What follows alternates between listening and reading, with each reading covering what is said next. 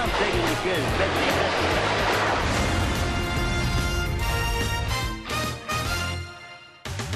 Citi Field in New York. The New York Mets play the Miami Marlins. New York Mets baseball on SNY is brought to you by Geico, the #1 insurer in the New York market. By Toyota. For great summer deals, visit your local Toyota dealer or buyatoyota.com today. Toyota, let's go places. By Citi, preferred card of the New York Mets. By the Better Network, Verizon, better matters. And by Cadillac, visit tristatecadillac.com for exceptional offers. Well, the hot summer weather has come to the big city. In the 90s today, as the Mets get ready for day baseball, get those bases ready. And when you have an all-star hitter, you always want to know what kind of wood he uses in his bats, as the Mets send their Sunshine Superman to the mound. And a pleasant good afternoon, everybody, and welcome to Citi Field. I'm Gary Cohen. Ron Darling joins me in just a moment as the Mets play the rubber game of their 3-game series against the Miami Marlins. The Mets came into this series off a 4-game sweep of the Cubs. Independence Day, though, did not begin well for Matt Harvey and the Mets. Harvey got hit very hard, gave up 11 hits in 3 2/3 innings, and he compounded matters by, well, not fielding his position very well, throwing wildly on a potential double play. But the Mets fought their way back. They were down 6-0. Travis d'Arnaud broke the ice for the Mets. Curtis Granderson chipped in, and the Mets tied the game in the 7th. And then in the 8th, Yoenis Cespedes, 2 days before being named to the All-Star team, drilled a double to drive in 2 runs and put the Mets over the top. And they won the opener of that series 8-6. Last night, the Mets were up 1-0 till Giancarlo Stanton made the night his own. A line drive 2-run homer put the Marlins in front.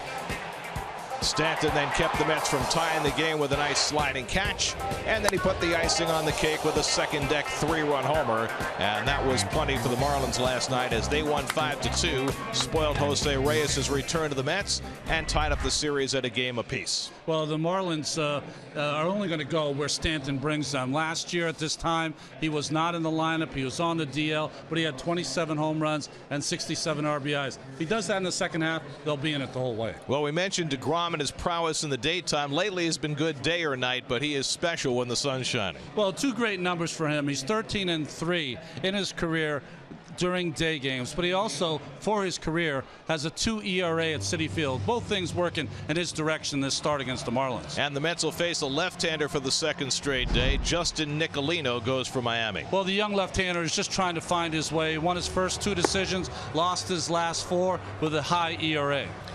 Asdrubal Cabrera, a late scratch for the Mets. We'll find out more about that when we come back. It's the Mets and the Marlins meeting up in the rubber game. All the action coming your way today on SNY.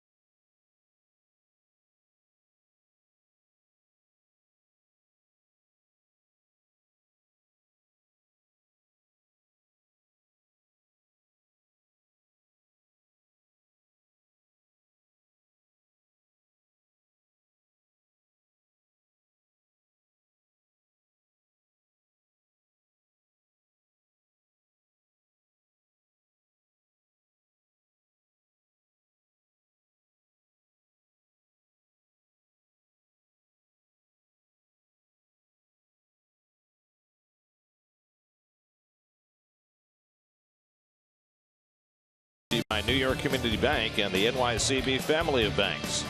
By New York Lottery, take a break from the expected. Play scratch-off games from the New York Lottery. And by Fios by Verizon. Fios is not cable. We're wired differently. Visit getfios.com today. The Mets and Haynes Celestial will host their annual summer food drive tomorrow, July 7th through Saturday, July 9th, benefiting the River Fund New York.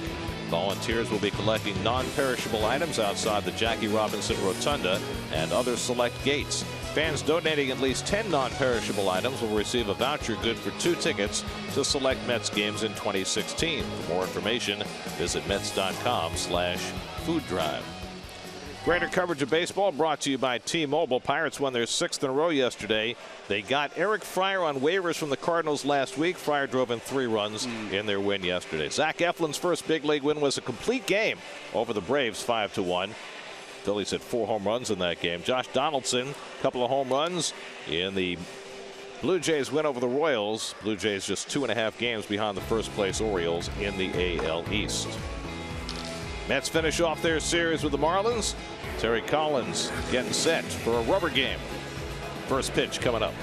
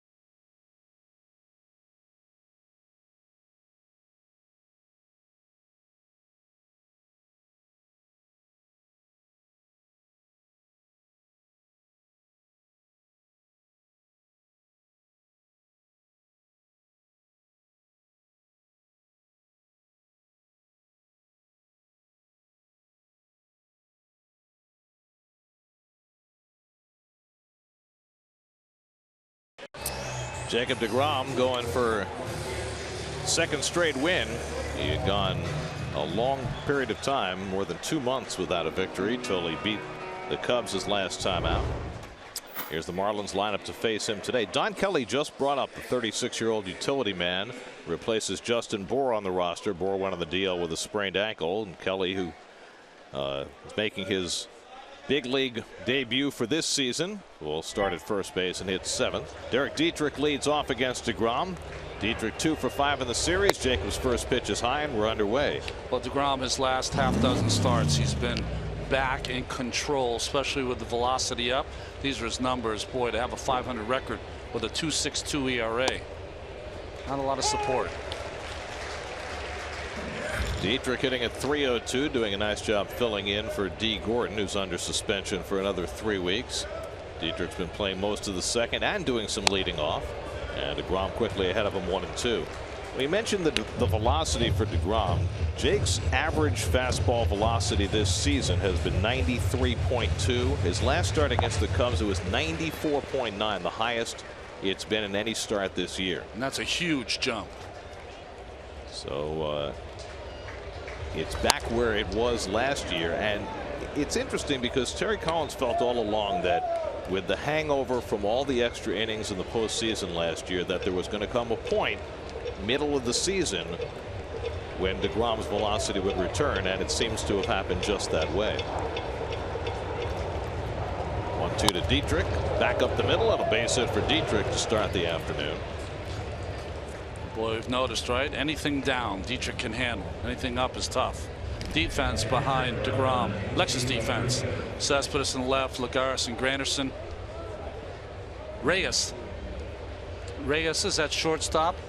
Cabrera is not in the game. He is a late scratch. Flores the third, and Loney comes in Cabrera's spot. I mean, a very late scratch. Cabrera was taken out of the lineup right at 1 o'clock. So I don't know whether his knee acted up again or it's something else, but that necessitated moving Reyes to short a lot sooner than anybody thought that they would see him back there. JT Realmuto up second in the order, and he's on quite a streak right now. Realmuto, 7 hits in his last 7 at bats, which is 1 shy of a Marlins club record. Didn't play yesterday. Well, I know we have concern for Cabrera, but how about our graphics people being on top of it right away? Very nice. They're very fast. They're very up to date, and it's Tommy Rockland who's new to that chair. I don't know Tommy well, but I know he's a morning guy, so this is good for him. He's like deGrom. He's like day games. I think Tommy's more like a morning, afternoon, and night guy. He's like permanent caffeine. It's got to be some advantage to that, right? Christian Yelich on deck. 0-2 to Realmuto. And he pops one up. Should be playable. Rivera coming back, and nope, runs out of room. And so Realmuto stays alive. Time for the Lowe's home field advantage, and see how much better deGrom has done here at Citi Field than he's done on the road in his career. Ronnie noted the confluence of events. Home games, day games. It's right in the pocket for Jacob deGrom. I think once you have a child too, you become more of a day person.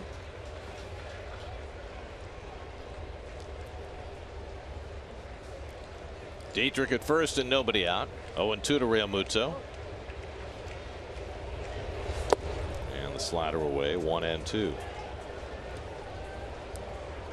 Jacob comes off a start against the Cubs in which he got plenty of run support. It was that 10-2 Mets win on Friday when they hit 5 home runs. Came out after a rain delay in the 6th inning, but he was very sharp. 5 innings, 1 run, 3 hits, 7 strikeouts, threw just 85 pitches before the rains came. And he's throwing hard again. When you ask about Terry Collins about Jacob deGrom, he says the key to unlock his season is P's at the knees. Wants him to throw fastball, command right along the bottom of the strike zone. That's when he knows he's on.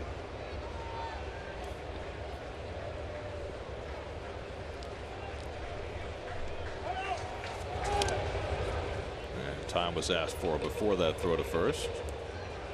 JT Realmuto has been a nice story for the Marlins in his 2nd big league season, hitting .325. There's deGrom's numbers from his last start. Previous start, he threw 8 scoreless innings. So 1 run allowed in his last 2 starts combined. And he gets him with a changeup. Realmuto a strikeout victim for the first out of the day. Well, this is a pitch that deGrom's been using more and more against right-handed hitters, is that changeup. Now it's right there for the hitter to hit, but because of the disparity between his fastball speed or velocity and the changeup velocity, way out in front. So 1 out and 1 on. Now Christian Yelich, who's 2 for 8 in this series.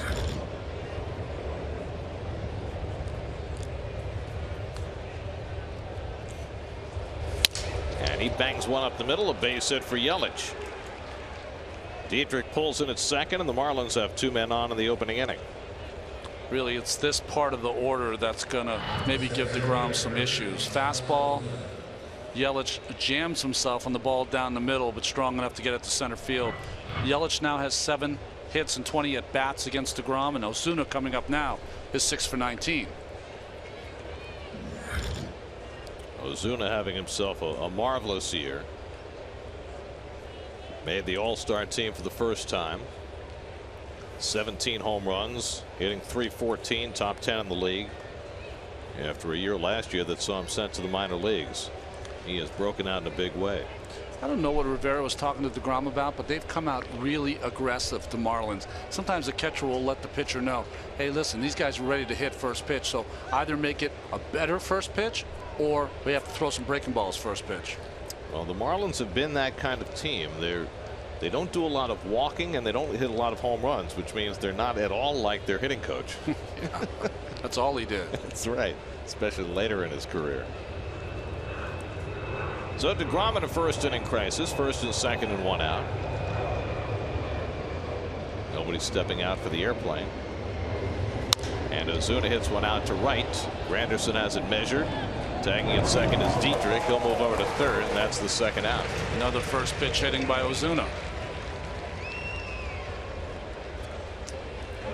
Get those airplanes flying over so rarely now. Used to be in the Shea Stadium days, guys would routinely step out or pitchers would step off when they'd fly over. Kind of shocks you, right?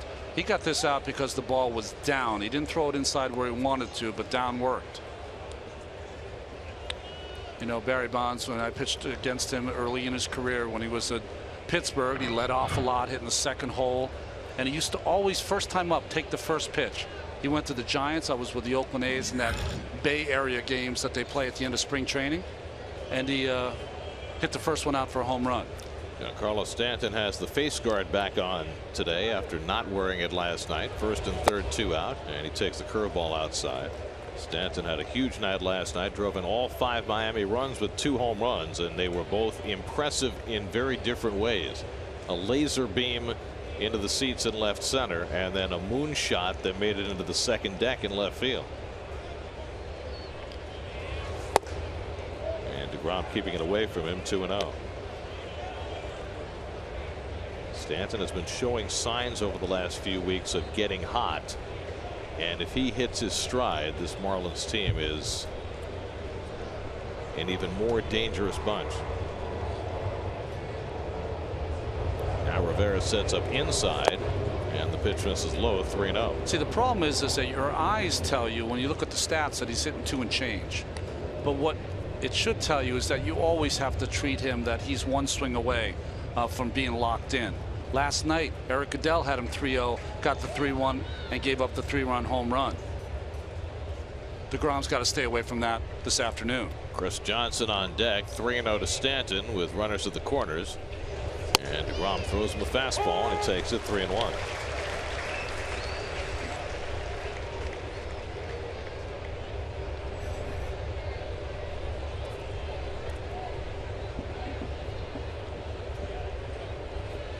Dietrich at third, Yelich at first with 2 down.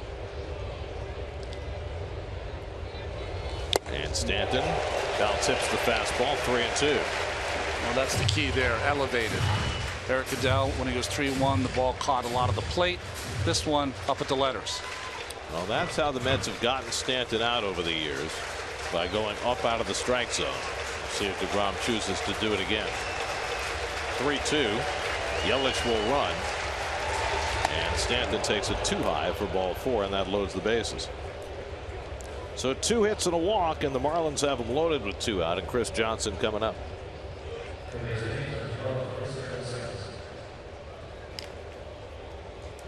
Johnson 4 for 9 in this series, playing third base today after playing first base in the first 2 games, giving Martin Prado a day off.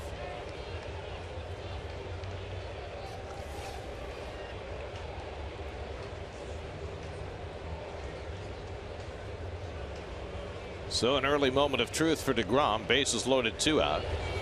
And Johnson takes the slider off the plate, ball 1. This is one of those moments that this is incredibly smart pitching by deGrom if he can retire Johnson. which has been easier said than done. Johnson's done a good job, particularly of hitting the ball to right field in this series.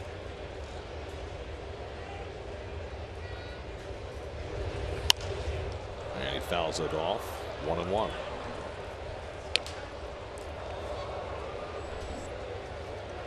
Don Kelly just brought up from AAA today, waiting on deck for his first big league at bat of the season. Saw he and Neil Walker talking before the game. They are brothers-in-law. Don Kelly is married to Neil Walker's sister.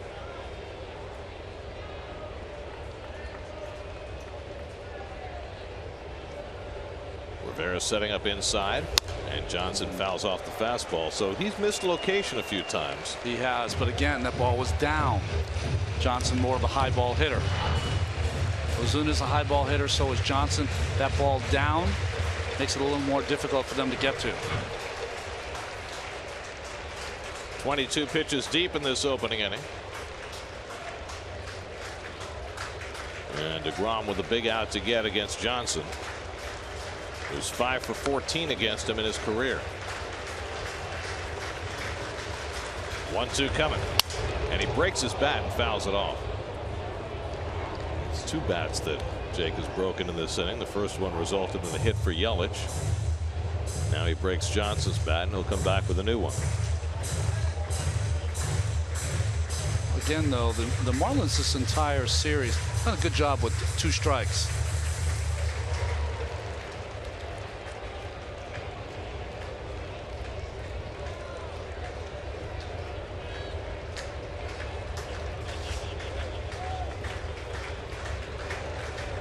Again, the 1-2.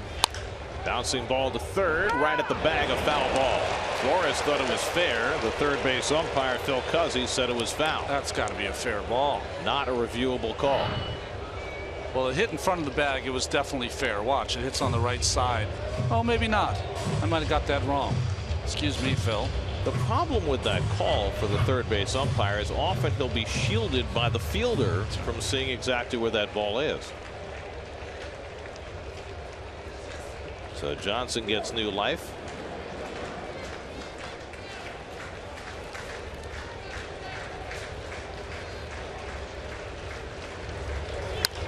And he fouls off another one. deGrom now 25 pitches in here in the first inning. His last start against the Cubs took him 22 pitches to get through the first inning. In some ways, as a ball club, it's a even if they don't score a run, it's kind of a success for the Marlins. In a see everything in his arsenal and work up his pitch count kind of way. Yes. He could work a pitcher. Also hit it out of the ballpark. 1-2 coming. Struck him out. Got him with a slider. And deGrom extricates himself from trouble in the opening inning. Second strikeout for deGrom as he fans Johnson with the bases full. No score at Citi Field.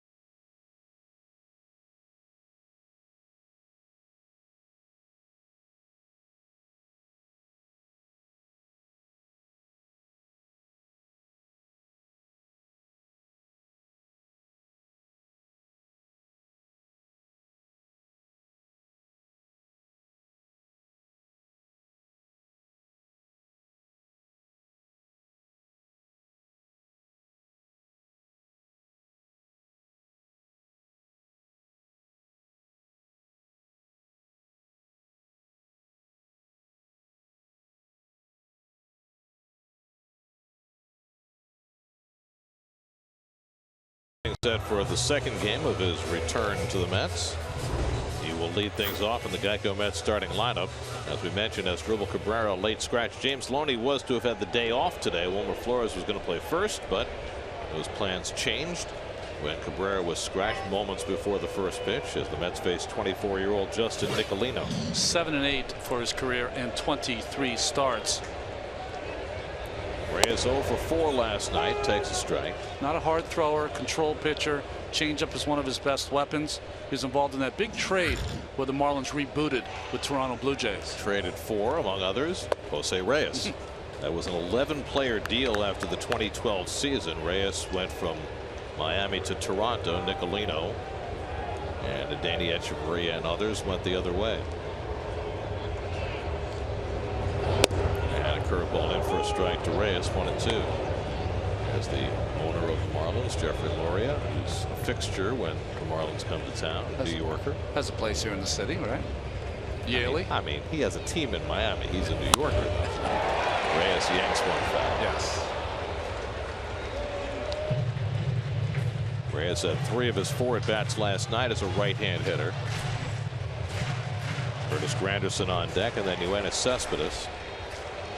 Nicolino made his debut last year. 12 starts for the Marlins, 5-4, 4.01. He hasn't fared quite as well this year. And Reyes pops one up.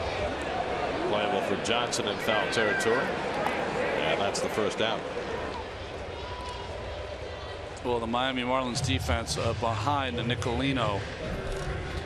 Of course, light defense. Talented outfield. Yelich, Ozuna, Stanton each have 3 assists apiece. Johnson moves from first base to third. Kelly's in his first big league game this year. Echeverria and Dietrich up the middle. And Rio Muto, who could be next Jason Kendall, that kind of player maybe. He's got to clean up his defense a little bit, but the offensive game is terrific. Here's Curtis Granderson, and he takes a strike. Granderson 1 for 8 in this series. Curtis hitting just .205 against left-handers this year. And Nicolino misses outside. That's about where he'll top out at 90 miles an hour. Yoenis Cespedes on a major hot streak right now, waiting on deck. Well, he must have got a blueprint for how to pitch the Mets from Chen last night. Granderson fouls off. 1-2. Chen was very effective. Didn't throw many pitches over 90 miles an hour either. This is the second time the Mets are seeing Nicolino. They faced him in early June in Miami. He gave up 9 hits over 5 1/3, but only 2 runs. Took a loss that day. And Granderson bounces one down to first. Kelly handles it, and that's the second out.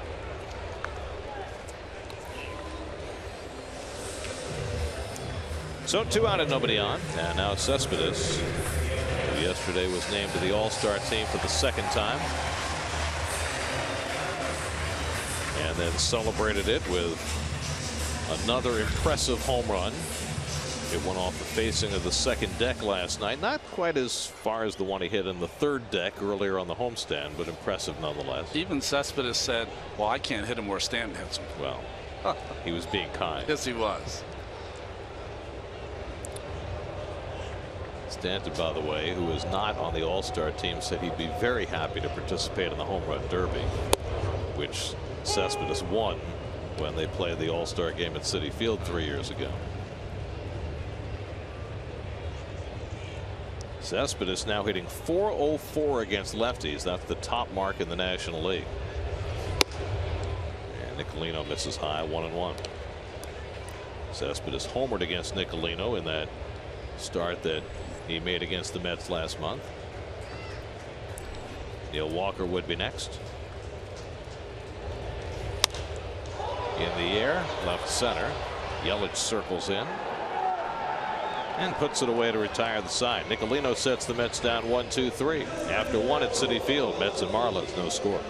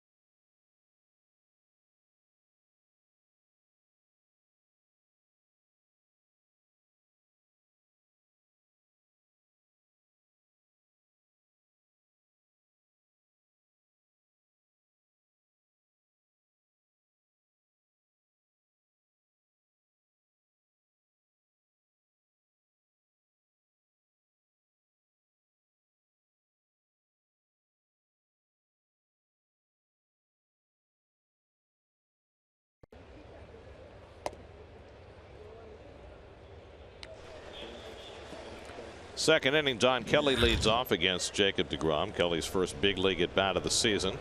Former Detroit Tiger underwent Tommy John surgery last summer, and that's why he's been away from the game. Had just one big league at bat last year. Well, Jim Leyland's favorite player.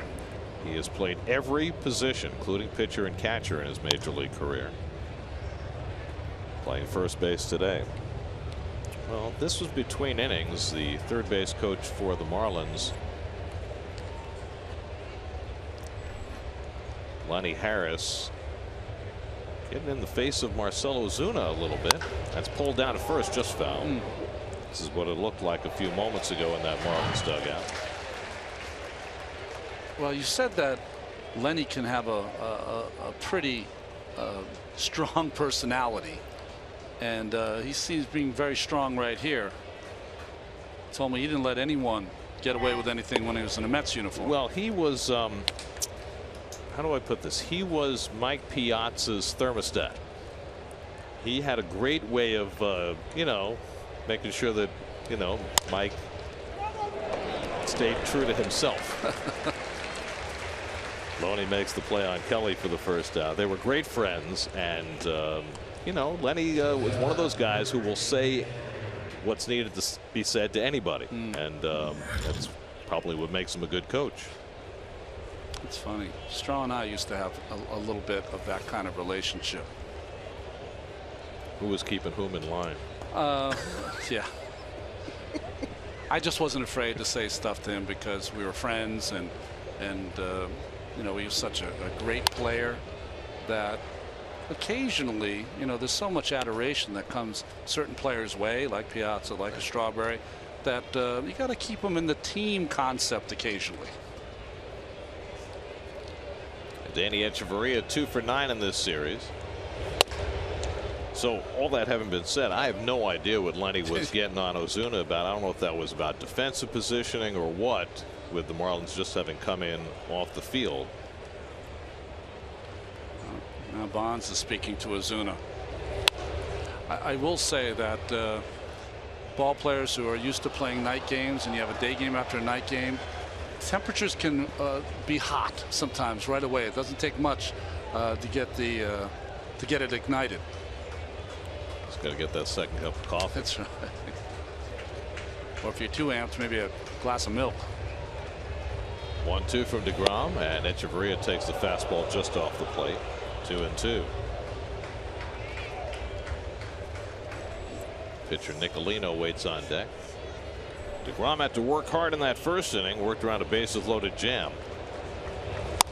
And now a one hopper to Reyes, his first chance since his return to the Mets, and he throws out Echeverria for the second out.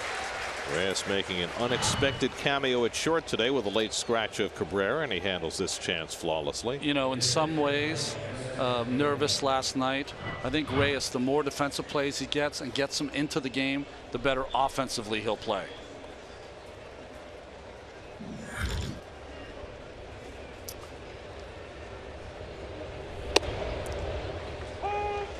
Well, we just got word on Asdrubal Cabrera. The reason the Mets are saying he was scratched is because there is an illness in his family that kept him up all night.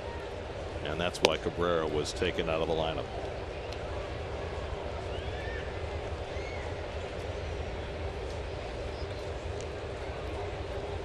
Justin Nicolino 2 for 43 in his major league career, which puts him 2 hits ahead of last night's Marlins starter Wei-Yin Chen, who finished the night at 0 for 41. Was it John Lester who started 0 for 66? Yes. And Nicolino strikes out. So deGrom, after a rough first, has an easy second, his third strikeout. No score, Mets and Marlins at Citi Field.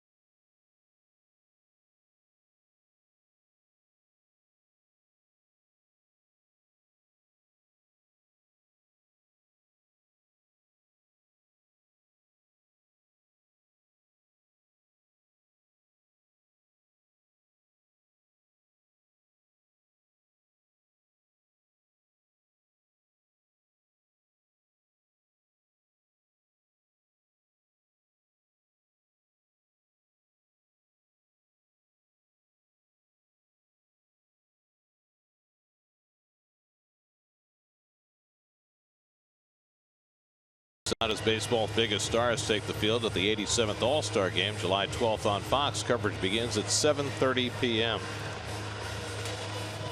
We'll have 3 players in the All-Star Game: Noah Syndergaard, Jeurys Familia, and Yoenis Cespedes. Neil Walker leads off for the Mets in the home second after Justin Nicolino retired the side in order in the first. Walker had a day off in yesterday's game against the left-hander, but back in there today. Played the opening game of the series on Monday, went 0 for 2 but walked 3 times. Neil has had a renaissance as a right-hand batter this year, hitting .321 from this side of the plate with 5 of his 15 home runs. And Nicolino pounds the outside corner, 0-1.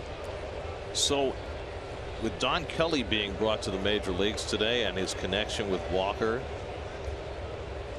Kelly married to Neil's sister. I did not know this, did you, that Carrie Walker Kelly, Neil's sister, is the all-time leading scorer for women's basketball at Wagner College. Really? On Staten Island. I didn't know that till today. Out to right field, Stanton closing ground to the warning track, and he makes the catch. Another fine play by Giancarlo Stanton, who made a run-saving catch last night and makes another fine play today. Well, what made this so tough is that he was shaded into right center field, so had such a long way to go after that baseball and just catches it on the very end of his glove. You know, because he's a home run hitter, no one ever talks about his defense. We've watched him since he came up. He's gotten better every year out there. By the way, he's got a good wingspan. Yes, he does. Here's Wilmer Flores. Wilmer's 1 for 7 in this series. And he drives one to deep left center field. Forget it. That is way out of here to the back of the lower deck. Wilmer strikes again. Number 6 for Flores, and the Mets have a 1-0 lead.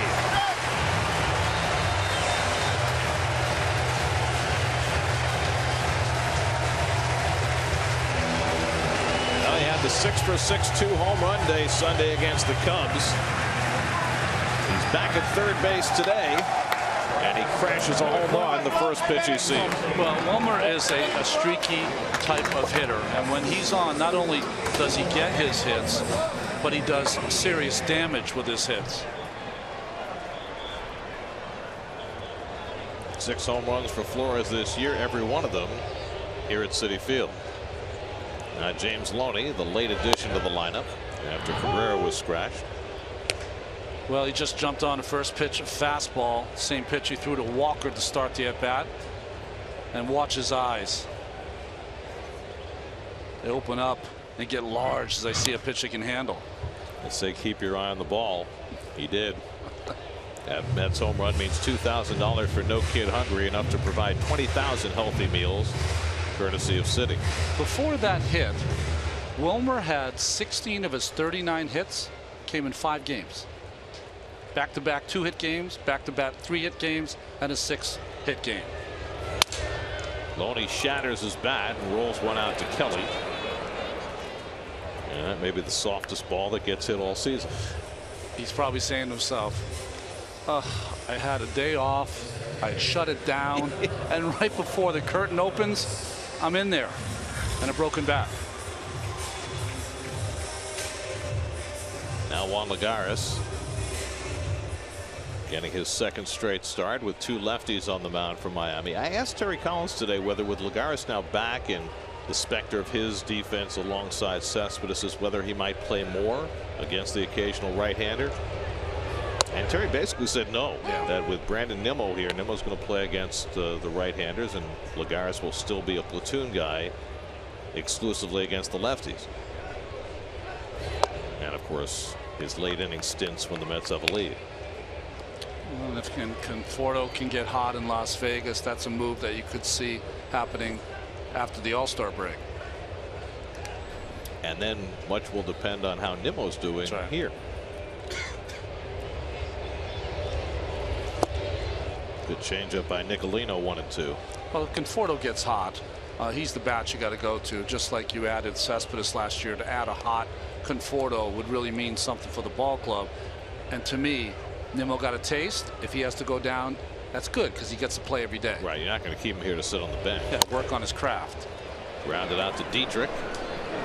And he makes the play on Lagares to end the inning, but the Mets grab the early lead on Wilmer Flores' 6th home run.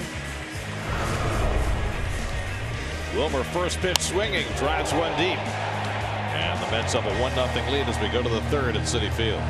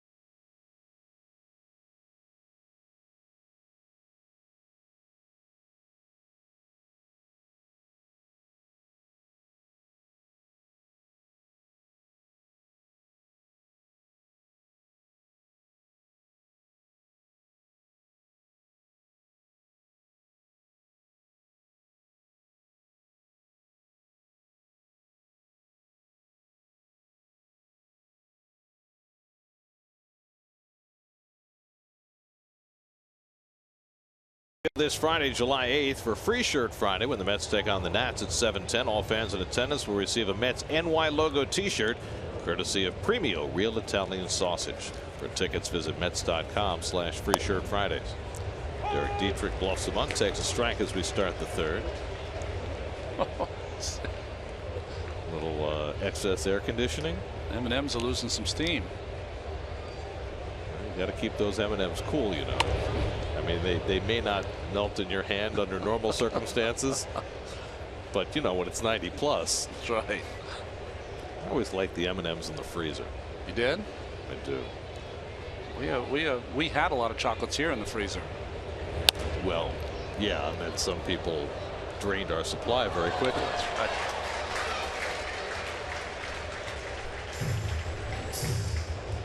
JT Realmuto on deck, and then Christian Yelich for the Marlins in the 3rd.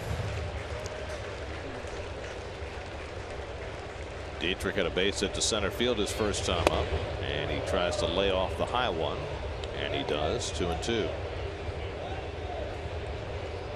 Got to go back up there. He wants to swing at it. They got a base hit on a pitch down his first time up. DeGrom comes back upstairs. So there's the yin yang, right? DeGrom's a guy who's more successful when he lives downstairs, but Dietrich is a hitter who loves it down. Yeah. So what do you do? Well, I would say that the strength, it's such a weakness upstairs for Dietrich that you have to stay there instead of going with your strength. And how rare is that as a pitcher, that you go away from your strength to try to attack a hitter's weakness? It's very rare, especially when you're an elite pitcher like DeGrom. You know, you always want to feel like your stuff dictates the at-bat. Sometimes it doesn't, though. And Dietrich draws a walk instead. Second walk given up by DeGrom, who only averages a shade over 2 walks per 9 innings. Well, there's the most improved teams in baseball through the first 81 games this year compared to last. The Indians plus 11 on the basis of their recent 14-game winning streak. The Texas Rangers have been a nice surprise with a big lead in the AL West as well. The Phillies got off to a great start, and they've been playing well lately as well, but in between they struggle. And the Red Sox turned it upside down. Well, could you imagine if they had any pitching? Yeah. With that lineup? There's JT Realmuto showing bunt, and it gets away from Rivera. Don't know what happened there. Well, he went to square, and I don't know if Rivera and deGrom got crossed up, but he didn't even put a leather on that. That ball hit him in the toe. Maybe screened by the bat, closed eyes there by Rivera, so he lost any idea where that ball was halfway to the plate. Well, they score that a wild pitch, but that's got to be a pass ball, doesn't it? I mean, that ball's got to be stopped. So Dietrich at second with nobody out. And Realmuto takes a strike. I mean, does that happen? Does the bat in this situation screen the catcher from seeing the ball? Well, when you're a kid, you see a lot of players trying to do that. It wasn't when he put the bat out there. When he brought it back, it went right in the vision, to me, of Rivera. And he lost the ball. Not sure I've ever seen that before. Me either.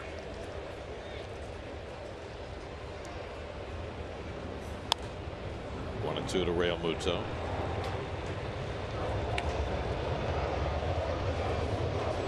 Christian Yelich waits on deck. A lot of pitches early in this game for deGrom. Over 50 with nobody out in the third.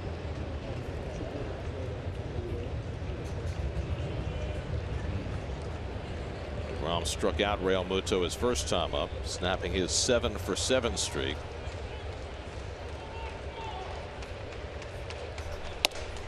And he gets him again, this time looking at a fastball. Realmuto not happy with the young home plate umpire Tom Woodring, but that's the 4th strikeout for deGrom. Well, that was a good pitch. Just surprised Realmuto up and in. Fastball, definitely south of the numbers, or the letters, sorry. Good framing by Rivera. So 1 out, Dietrich still at second. The high pitch count has been something we've seen on a number of occasions from deGrom this year, and it's kept him on a lot of outings from getting deeper into games than he'd like.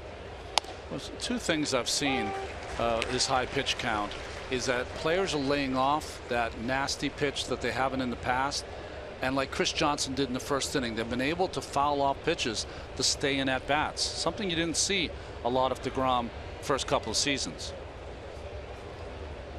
Yelich had a first pitch broken bat hit his first time up, and he takes a fastball for a strike. That's what seat I want right there, Gary. I think we could move our booth down there. It'd be outstanding. Definitely be in someone's way.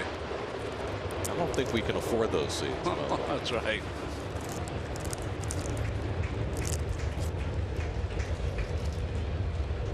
Oh, 2 to Yelich with Ozuna on deck.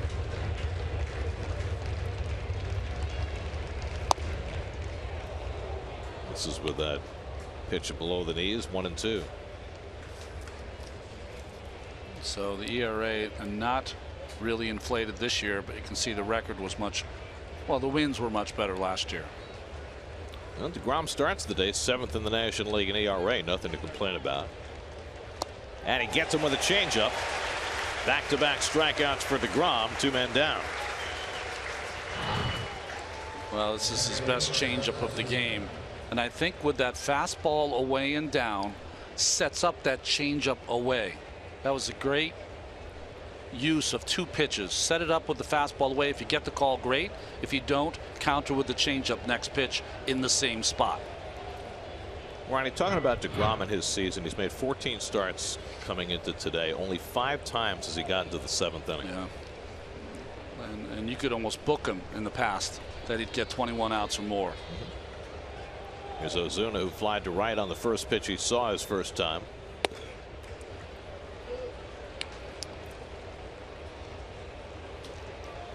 One of the things we'll talk about it a little later is that we talked about Steven Matz and things that he might be able to improve on in the second half. That cutter slider of deGrom has not really caught fire yet. Another one to right field. Granderson's got this one, so deGrom able to get around the leadoff walk and keep the Marlins off the board. 1-0 Mets in the third.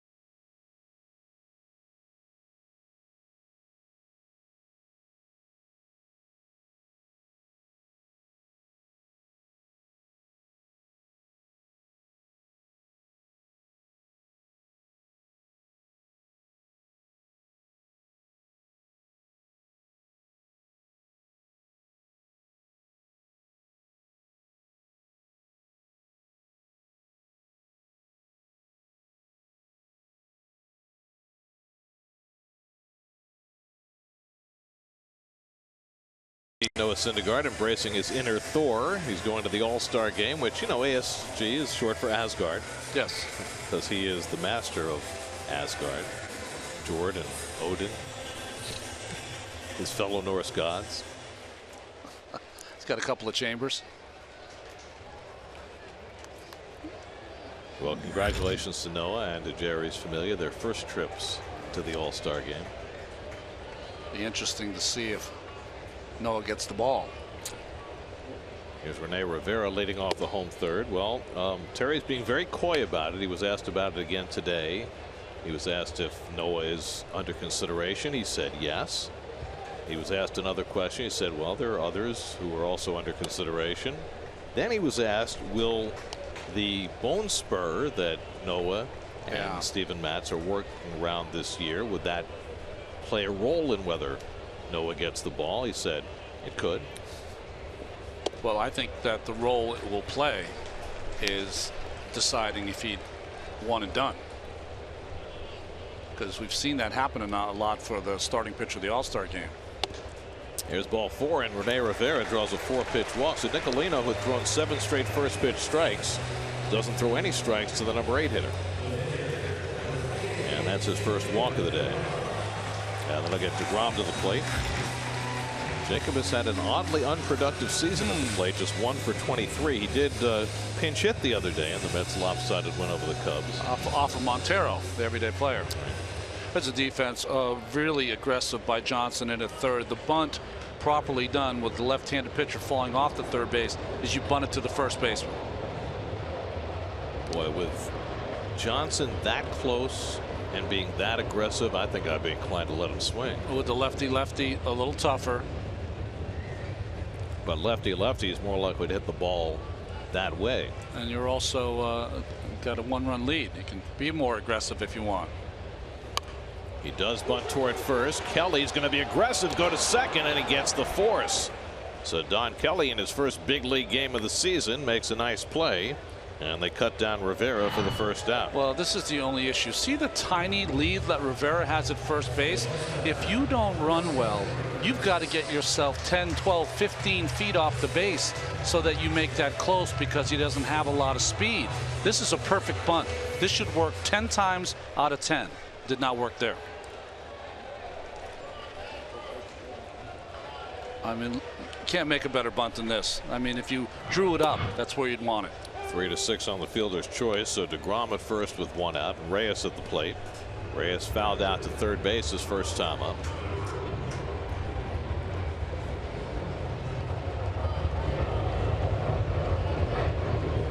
And that's pulled over the bag. A fair ball going down the line. It hits the tarp. deGrom will go to third. Yelich has to chase after it. And in at second with a double is Jose Reyes. His first hit in his return to the Mets. Well, Johnson playing in and off the line, so he had no shot at this. That boy getting out of the way, or the ball boy. And this is an easy one for deGrom. Right about halfway, he wasn't sure if Yelich was going to get to it in time. I thought maybe there was a chance to score. And Reyes off the schneid.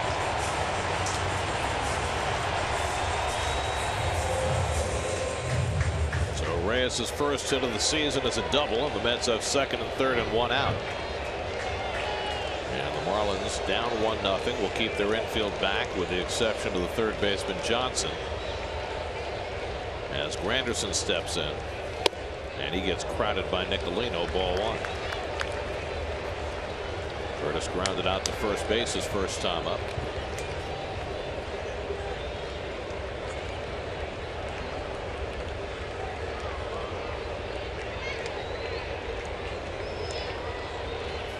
That's drilled into right field, a base hit, and that'll bring home 2. deGrom is in, Reyes right behind him.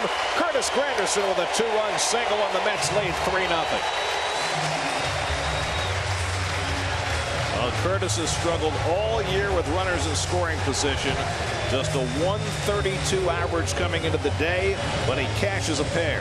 Well, Nicolino tried to rush him inside on the first pitch. He took it for a ball, and he came back in there, and Granderson was ready. Didn't get all of it, got in on his bat a little bit, on his hands. but dumped it into right with Reyes running at second. Easy 2 runs. RBIs number 26 and 27 for Granderson, who's trying to get to that magical RBIs twice home runs. Right? It's 15 and 27 now, so he's getting there.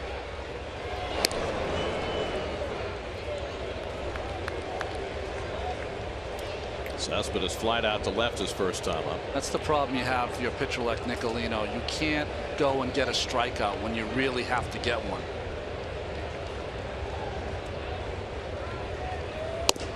The funny thing is about Nicolino is that his strikeouts are up this year, but this is how much they're up. Last year he was at 2.8 strikeouts per 9, which is phenomenally low. Yeah. This year he's at 4.2. Which is still incredibly low. Yes. Grounded down to third. A nice diving stop by Johnson. Does he have a play? On one hop, and Kelly digs it out. Beautifully done on both ends. Chris Johnson, Don Kelly, and they get the out on Cespedes. Well, it seems like Cespedes hits it hard every time he's up right now. Cespedes has good speed, but nice and better play by Johnson and Kelly. Just textbook by Kelly, just getting out as far as he could to make that a short hop an easier play. You know, we talked about Kelly being a guy who's played every position in his career. He's been around a long time. He's 36 years old. This is only the 24th game he's ever started at first base. So it's not his primary position by any means, and yet he's looked terrific there today in his first big league game of the year. And here's his brother-in-law, Neil Walker, taking ball 1. Now, it's not only that Kelly plays all the positions, he plays them all well. He's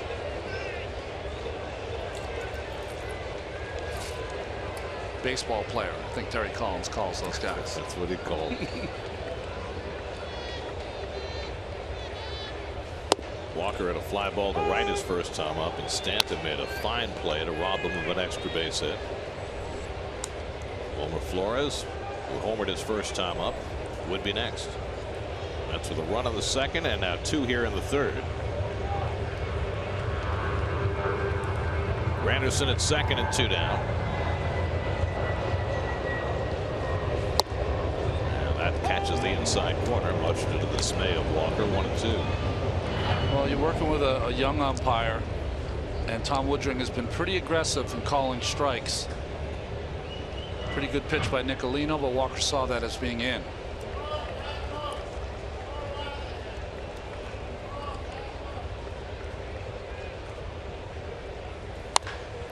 Little foul. Here's your umpiring crew. The rookie Woodring behind the plate. Tom Hallion, the crew chief, out at second. Bellino at first. Cuzzy at third. Hallion started behind the plate the first night. He wasn't here yesterday. Jordan Baker took his place, and now he's back out there again. Actually, Hallion arrived late yesterday. Oh, he did. Okay. Yeah. Never mind. We worry about our umpires. Yeah. After what happened last week when we were in Atlanta. Yeah.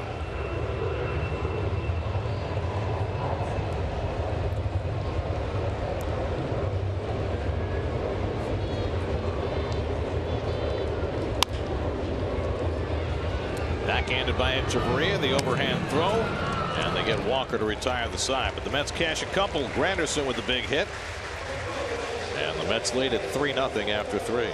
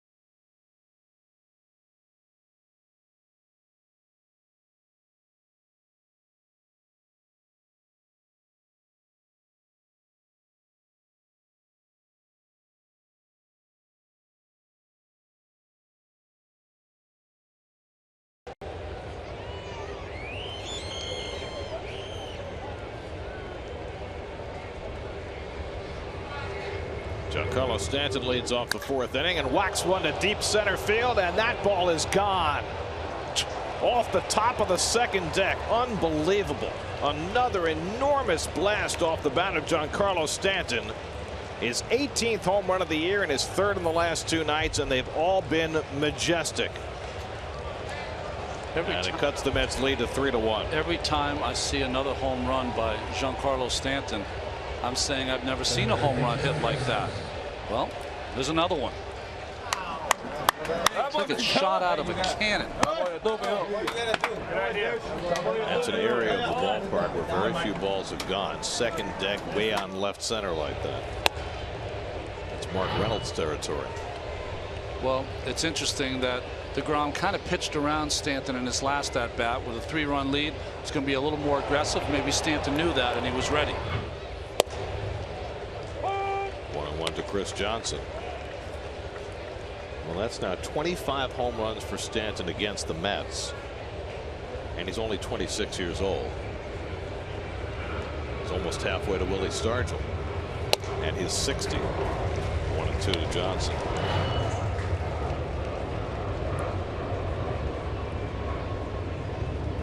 I mean, usually you don't see that high fastball covered by Stanton, but he did there. Most powerful man in baseball? Yes, by far. Johnson strikes out for the 2nd time. 6 punch outs for deGrom. 1 out of the inning. Only other guy I guess I put in his class, not class, he's a notch below him. And I'm just talking about pure power, not a hitter. I mean, just got on top of that with that short stroke. Like I said, he's a line drive hitter that has so much power the ball goes out of the ballpark. Mark Trumbo is a guy to me who has just unadulterated power. Certainly doing that this year. 23 home runs. Don Kelly grounded out his 1st at bat, and he grounds this one to Walker down to a knee. Throws out his brother-in-law. 2 out. Who does Kerry root for when Don hits a ground ball to Neil? Don, absolutely. Brothers come second. Brothers and sisters, come on. But you know, when Neil was growing up, Kerry was rooting for Neil. And vice versa. Change of allegiance. Here's Echeverria, who grounded to short his 1st time up. By the way, of the 25 home runs that Stanton has now hit against the Mets, 16 of them have come at Citi Field, which is the most of any visiting player. In fact, Stanton now has 4 2-home run games in this ballpark, and there's only one player who has more, and that's Lucas Duda. Nice play. Flores, the spinorama, and he gets the out.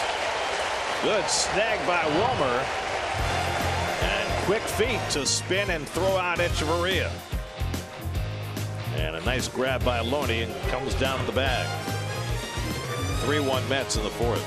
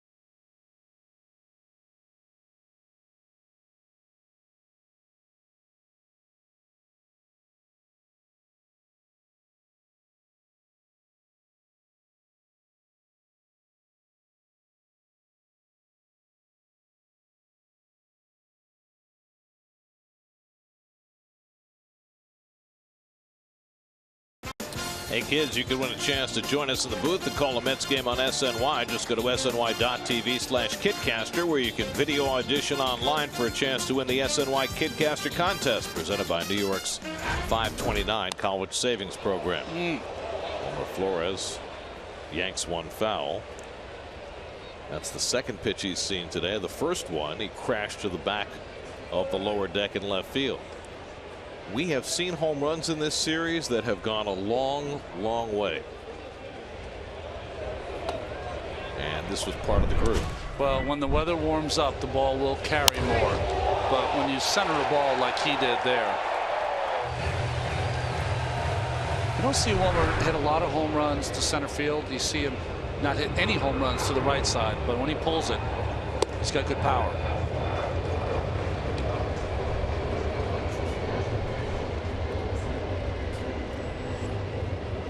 James Loney on deck, then Juan Lagares in the home fourth. And the off-speed pitch from Nicolino, and he falls behind 3-1. Nicolino walked the leadoff batter in the third inning, and that got him in trouble. Now behind the leadoff batter in the fourth inning. And that's hit it deep to left field. Back goes Yelich near the wall. It's out of here. Wilmer Flores with his second two-home-run game in a week. And the Mets now lead at 4-1.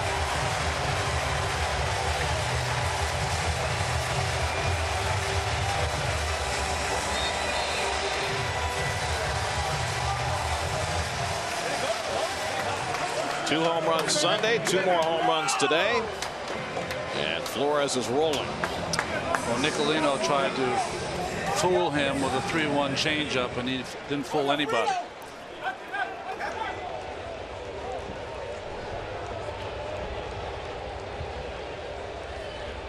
Now James Loney takes a fastball for a strike. 3-1, the turnover changeup right in the middle of the plate. It was working its way down and out of the strike zone, but Wilmer caught it first. Instead of down and out, it wound up and out. That's right. Again, those big eyes by Wilmer, and the ball away from him, able to hook it and pull it over the fence is something. 7 home runs now for Flores. Well, we said it when he was in the midst of that 6-for-6 day on Sunday, when he hit the 2 home runs against the Cubs, that he was looking over his shoulder, playing time about to diminish with the arrival of Reyes. Well, now Reyes is here. Flores played last night. He's playing today. Right now he's so hot, how can you possibly take him out of the lineup? I don't think you can.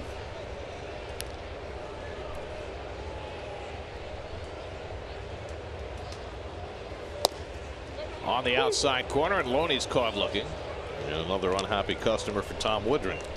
First strikeout of the day for Justin Nicolino. Well, this is always the back and forth with a young umpire and veteran players, is that there's kind of a battle mano a mano on who's going to win this fight over the strike zone. Woodring winning so far.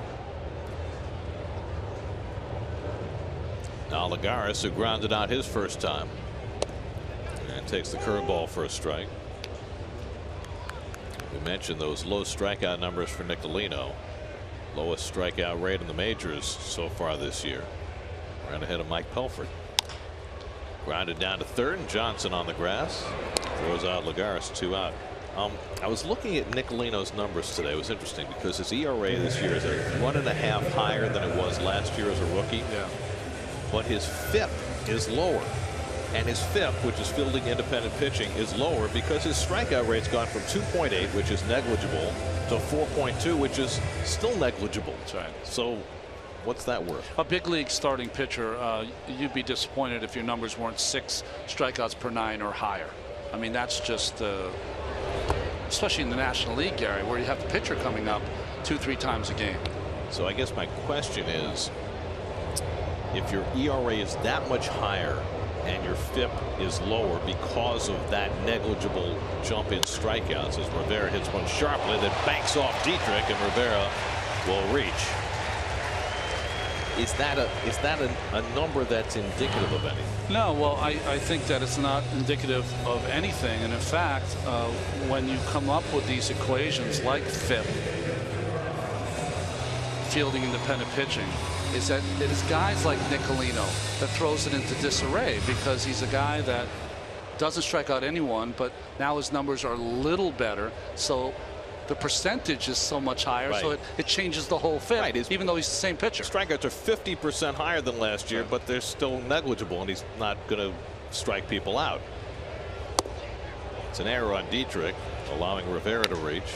It's a hard error. So any equation, I thought that had to be a base hit. Any equation where the pitcher is the same pitcher, but his numbers have changed, it's not the right equation. Right. At least not for him. Not for him, yeah. I guess it would be more indicative for a guy who's more of a strikeout pitcher, because that, I mean, fielding independent pitching is about strikeouts, walks, and home runs, with the theory that everything else is out of the pitcher's control. You'll get a better read using FIP with the Mets starting pitchers than you would with Nicolino.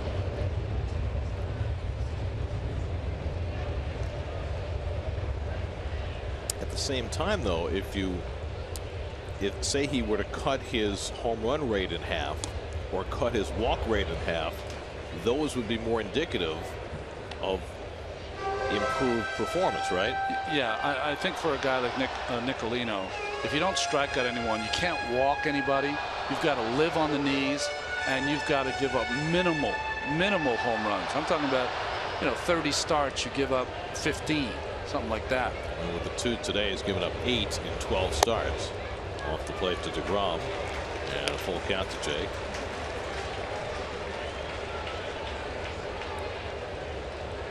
Now, that being said, Justin's got enough stuff on the ball to get hitters out. He's just going to have to pound the strike zone a little more.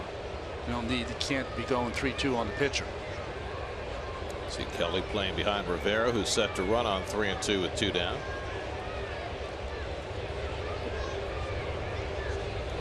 And deGrom takes on the inside corner.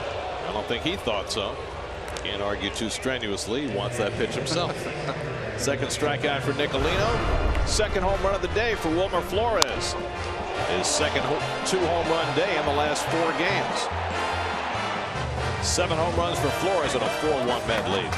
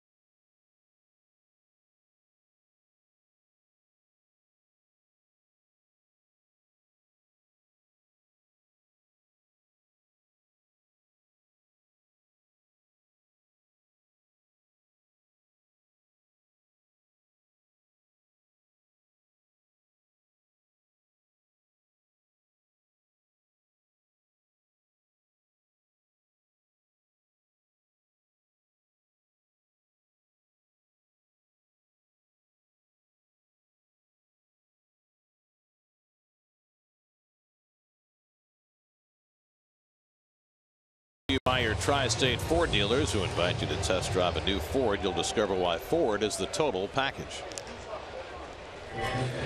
Jacob deGrom now with a 4-1 lead as we go to the 5th inning.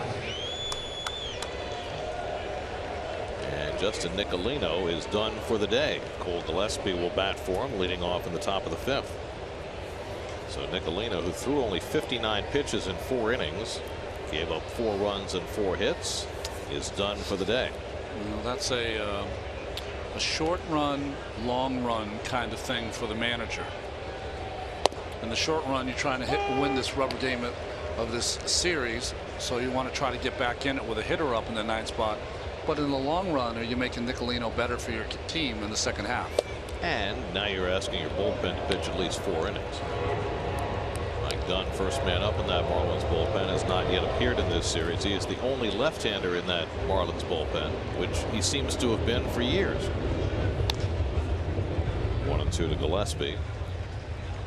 People's United Bank brings you today's starters. Nicolino done after his 4 innings of work. Jacob deGrom just getting started, he hopes. Jacob had that low pitch inning in the 4th. Unfortunately, one of them disappeared into the 2nd deck. Just a little out of sorts today, and you can tell by his ball to strike ratio. Usually much higher with the strikes. Gillespie struck out as a pinch hitter last night, and now he's run the count full. DeGrom has already walked 2. That's a lot for him. He struck out 6. Derek Dietrich on deck, then JT Realmuto for the Marlins in the 5th. And Gillespie flies one down the right field line. Granderson will have to watch it drop. Plays it on the hop. Gillespie heads for second, and he slides in safely with a blue double. Well, that move has worked for Don Mattingly. Not hit hard. That's the reason it stays fair. Just kind of one-handed out to right field. And the hard play for Curtis is that by the time he gets to that baseball, his backside is up against the wall, and you got to kind of push yourself off the boards like in hockey and make the throw. Kind of like highlight. There you go. Putting that cesta high up against the sidewall. Here's Derek Dietrich, who has singled and walked today. Gillespie at second and nobody out. And it's up and away for ball 1. See, those are the pitches I'm talking about. You know, it's the first pitch to Dietrich. Obviously he wants to throw a strike. It's not even close. You know, it's just mechanically a little off today. But he's got plenty of fight in him. Well, that's always been the case. I mean, that Game 5 start he made against the Dodgers last year with the entire season on the line, when it looked like he might get knocked out in the 1st inning, to me that was quintessential Jacob deGrom. Facing Greinke, was 19-3 in the regular season. Remember, Syndergaard was up in the bullpen in the 1st inning. That's right.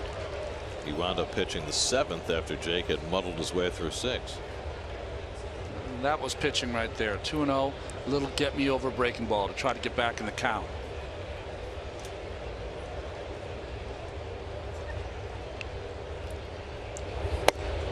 Dietrich takes up and in, and now it's 3-1. deGrom, who was throwing 95-96 early, now more in the 93-94 range. This pitch is supposed to be a cutter inside, and like many of his fastballs today, up in the strike zone. Now he's behind 3-1.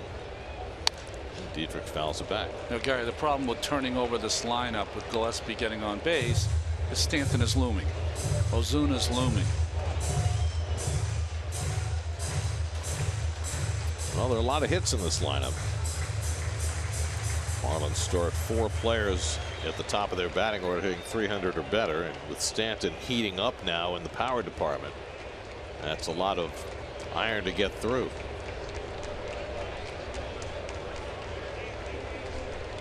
(3-2) and Dietrich hits one out to right. Granderson over. He decides to play it on a hop, and it's a base hit for Dietrich. Curtis looked very undecided approaching that ball, whether he wanted to make a dive for it. Decided to play it safe and pulled up. Well, in yesterday's ball game, the biggest play defensively was by Stanton.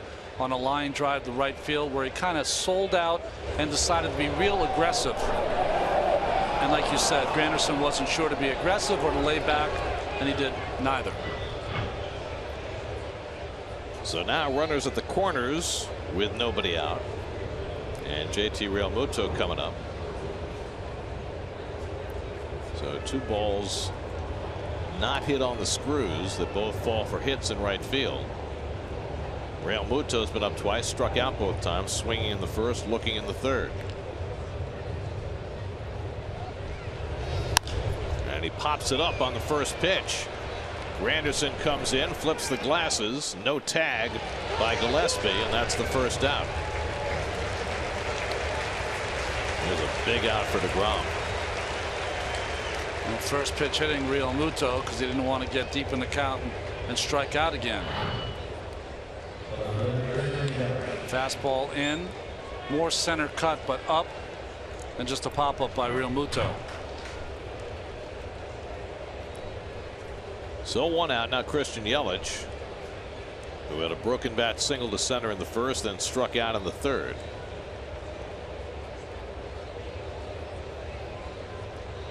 This young man Yelich is a guy that in the future, Gary, he might be a batting champion. Walks a lot.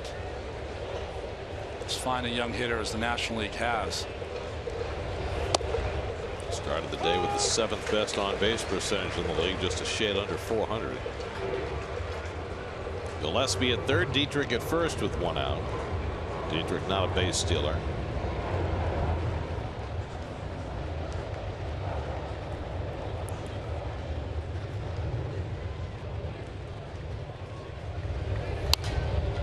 And deGrom quickly ahead on Yelich, 0-2. Interesting how deGrom held that ball for another 2 beats on that pitch, almost trying to freeze Yelich before he threw that 95-mile-an-hour fastball. Yelich has grounded into 11 double plays this year, which is surprising with his speed. That's up among the league leaders. 0-2 coming, way upstairs. Rivera almost seemed like he caught that ball behind him. Marcelo Ozuna waiting to hit next. deGrom found his way out of a really tough jam in the first inning when the Marlins loaded the bases. Now first and third, 1 out, 1-2 to Yelich. Hit to short, might be 2. Reyes to Walker, tough grab, but Walker makes the turn in time. Double play. A bad feed by Reyes, but Walker bails him out, and the Mets turn the double play to get deGrom through the inning, and we'll see whether the Marlins want to challenge this call. The first base umpire, Dan Bellino, was in the midst of giving what looked like a safe sign and then changed his mind to out.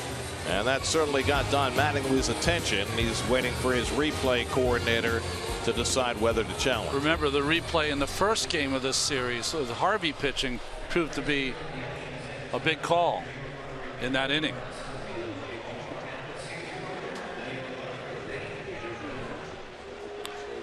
You know, we've seen unbelievable timing between Cabrera and Walker, and there with Reyes, it almost seemed like Reyes was trying to make sure he didn't make a mistake with the throw instead of a sharp, crisp throw. I mean, this should have been a very easy double play, but because Walker had to reach for it and then come across the bag, it made it a close play at first base.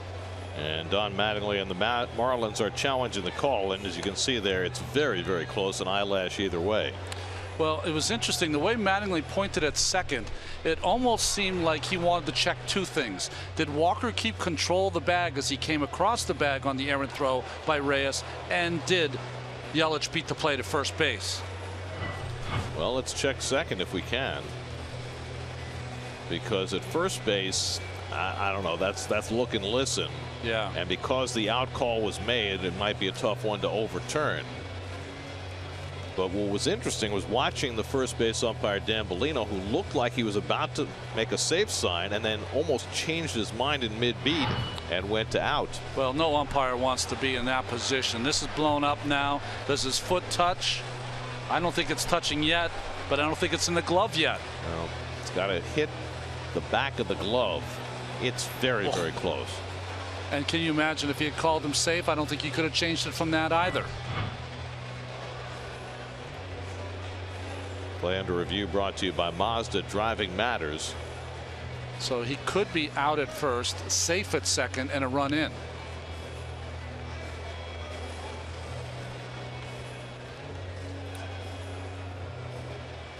Well, here's the play at second base.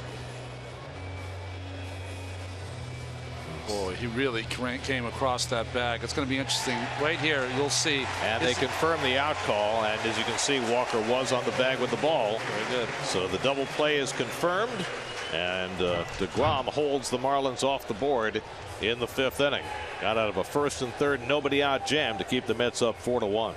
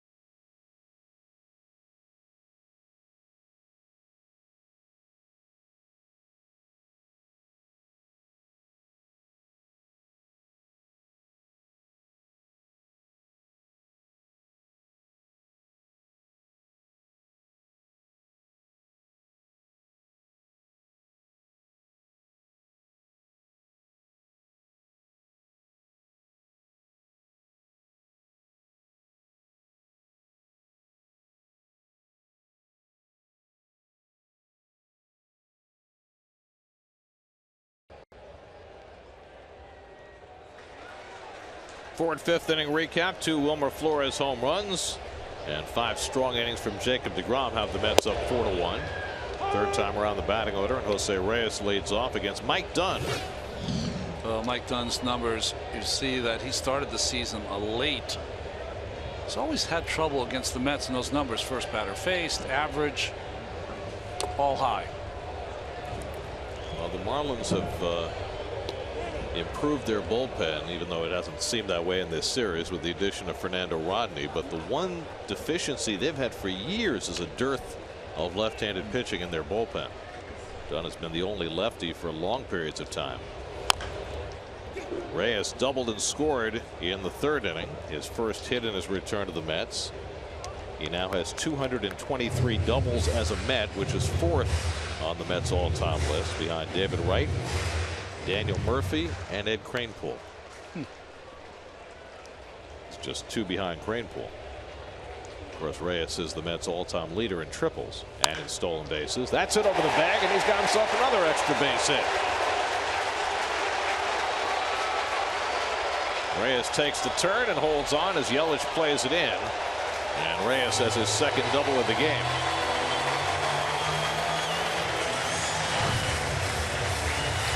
Well, similar to his last at bat. Again, Johnson got to play in for the bunt. So this ball gets on you in a hurry. Oh, no, sorry, he was back. But that ball beats him down the line. And Tim Tuffle almost got himself nailed by that throw coming in. Decapitated. See that? He got right in between the 2 cutoff men and nearly got taken out. So the Mets have a runner in scoring position for Granderson, who drove in the Mets' 2nd and 3rd runs with a base hit in the 3rd. Corners in against Granderson like they're expecting a bunt, which will never happen. Watch where Tuffle is on this play. But Yelich overthrows the first cutoff man, so get down, Tuff. Up between a rock and a hard place.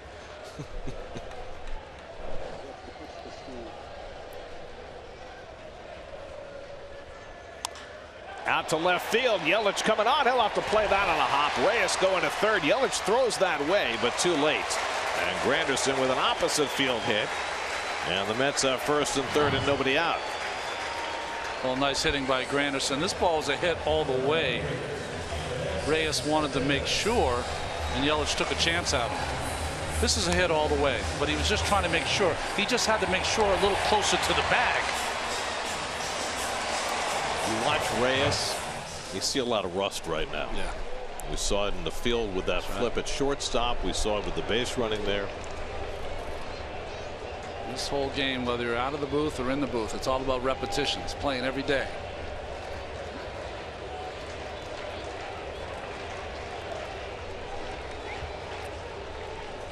Here's Cespedes, who was robbed of a hit on a great play by Chris Johnson his last time up. Now batting with first and third and nobody out. And he takes a big cut. 0-1. He may say that he doesn't hit them as far as Stanton. But you have to believe that when he's facing Stanton head to head, he might get a little wrapped up in the distance contest. Stanton already has a tape measure home run today. And now Cespedes pokes one foul, and it's 0-2.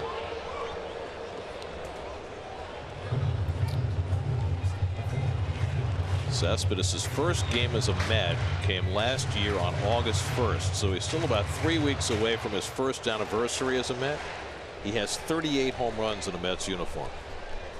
Double play depth up the middle for the Marlins, who are going to concede the run here. Or down by 3.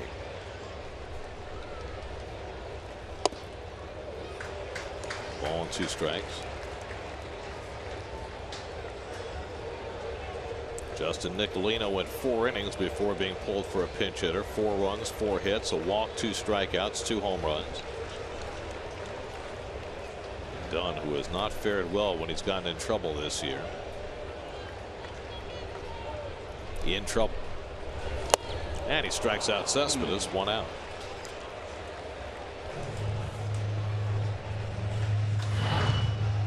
It's interesting you brought that up with Stanton hitting all the home runs. This is the first time with 2 strikes in a while that I saw the big Ruthian cut by Cespedes on a tough pitch.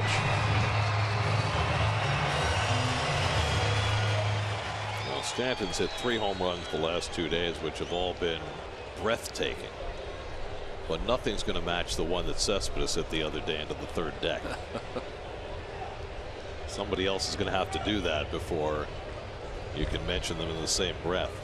Here's Walker, who's 0 for 2 today. And Neal takes up and in for ball 1. This is a run you got to get.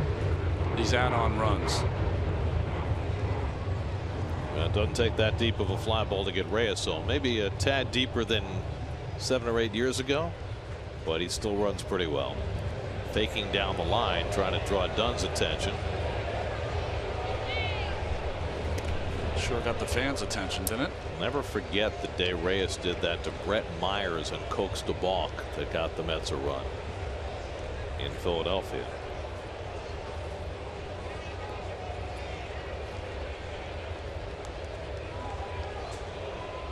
Granderson doesn't really run anymore, but last year in 116 games, 24 steals for Reyes.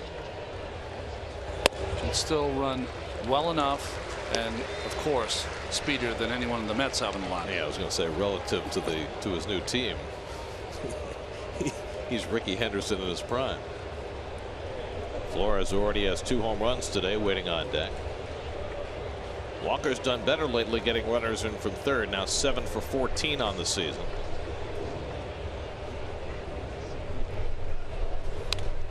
He got a pitch to hit there and fouled it back 2-1.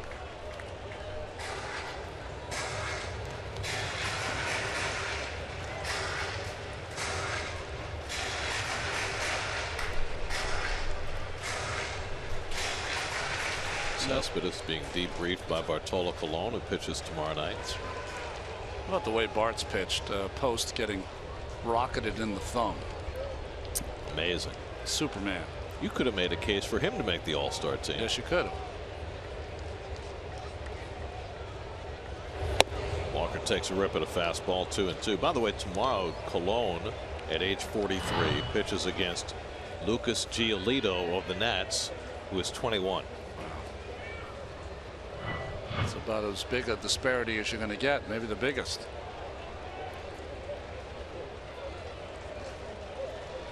Nats saw Giolito in his first big league start. 4 terrific innings shortened by rain.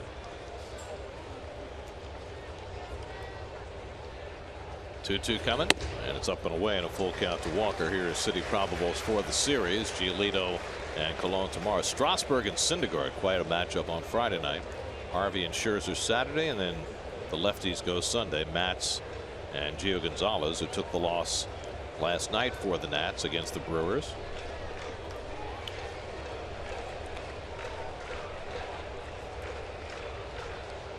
Three and two. Granderson at first, Reyes at third, and Dunn wants to check in on Granderson, who might be running here. Well, you'd love to run Granderson, but he has about a 3-foot lead at first base and was moving back towards the base each and every time Dunn threw the ball to the plate.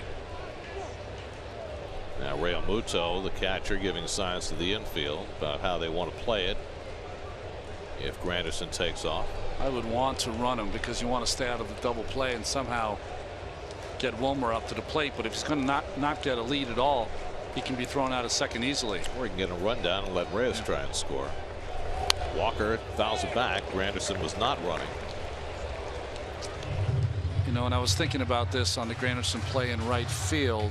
You know, we just don't know where he's at with his calf. Right. Back 3 or 4 days after sitting out 4 days with that calf problem.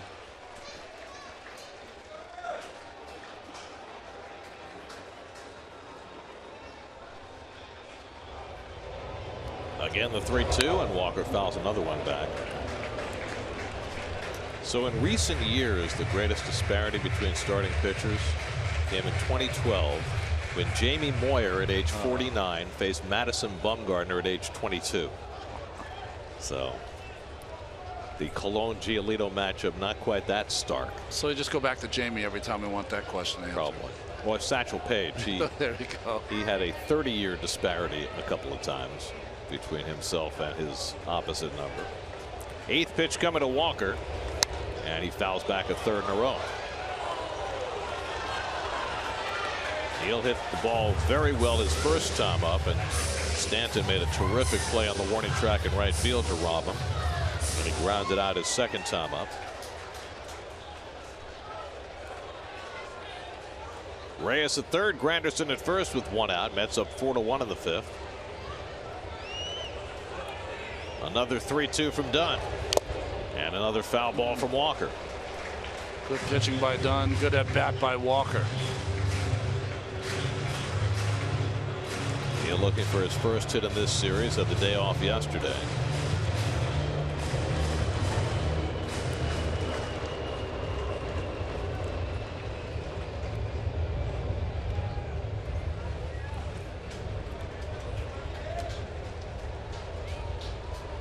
Walker 1 for 6 in his career against Mike Dunn. We'll see the 10th pitch of this at bat. And there'll be an 11th.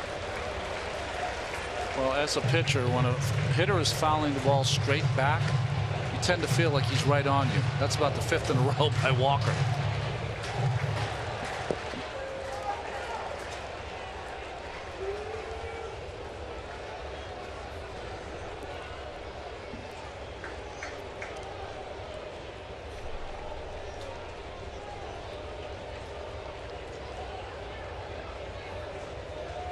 One more time to Walker, and it's outside, and Walker works out the base on balls. So Neal wins the battle, and the Mets have the bases loaded with Flores coming up. Juan Nieves, the Marlins pitching coach, out to talk to Mike Dunn. Well, an empty bullpen This is on Mike Dunn to get out of this inning. Mets score 2 or 3 in this inning, they could put this game away. Well, Dunn Mattingly opted to bat for his starter Nicolino in the top of the 5th.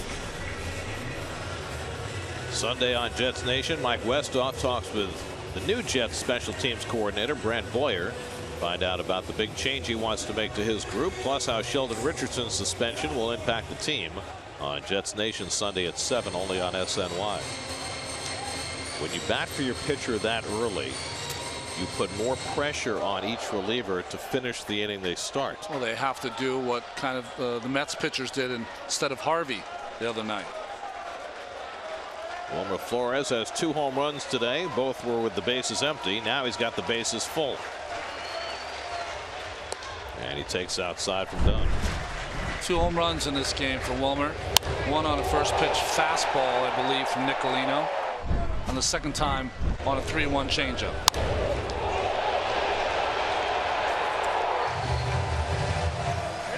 Wilmer's 1 for 4 in his career against Mike Dunn. And he pulls that one foul. 1-1. Wilmer had the 6 for 6 2-home run game Sunday. He's got another 2-home run game 3 days later. James Loney on deck. Mets have had the lead since the 2nd inning in this game, but a chance to put some distance between themselves and the Marlins. Defense straight up, double play depth up the middle. Wilmer's got to get something he can lift. 2 balls and a strike to Flores.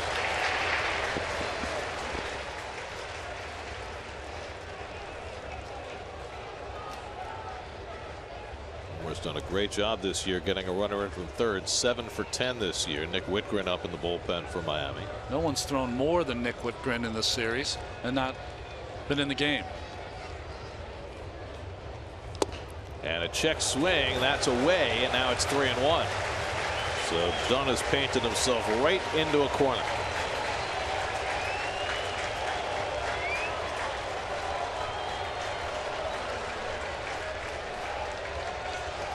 Reyes at third, Granderson at second, Walker at first with 1 out.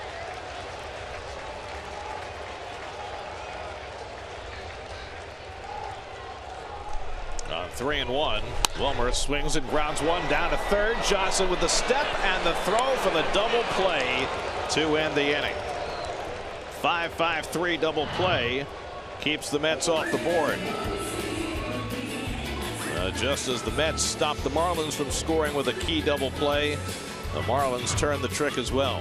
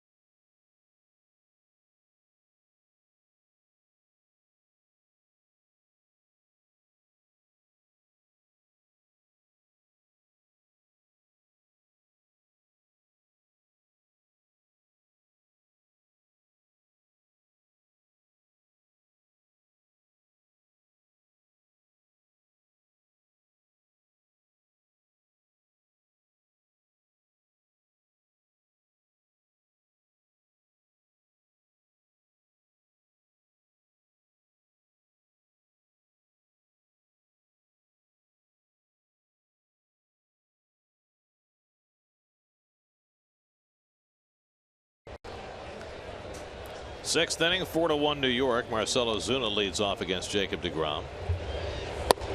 Well, each team had prime scoring threats. Marlins had first and third, nobody out. They didn't score. Mets have the bases loaded and one out. They didn't score. And on we go. deGrom misses inside, 2-0. Big pitch inning here takes Jacob out of the seventh. Mike Dunn got himself in and out of trouble. deGrom throws a good curveball to get Ozuna wailing, 2-1. Giancarlo Stanton, who hit another tape measure home run last time up, is on deck. The folks at ESPN Stats and Info are saying that home run by Stanton went 470 feet, which they're saying is the longest home run in Citi Field history. But I know for a fact that Mark Reynolds had one in that same section further up in the stands. Yeah, and so that further to center field also. That may have been before they were measuring. I don't know.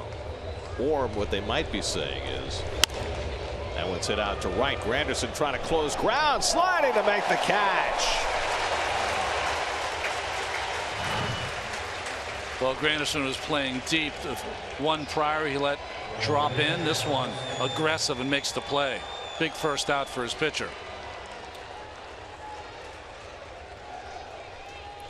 Good play by Curtis. That's the first out here in the sixth, and now Stanton.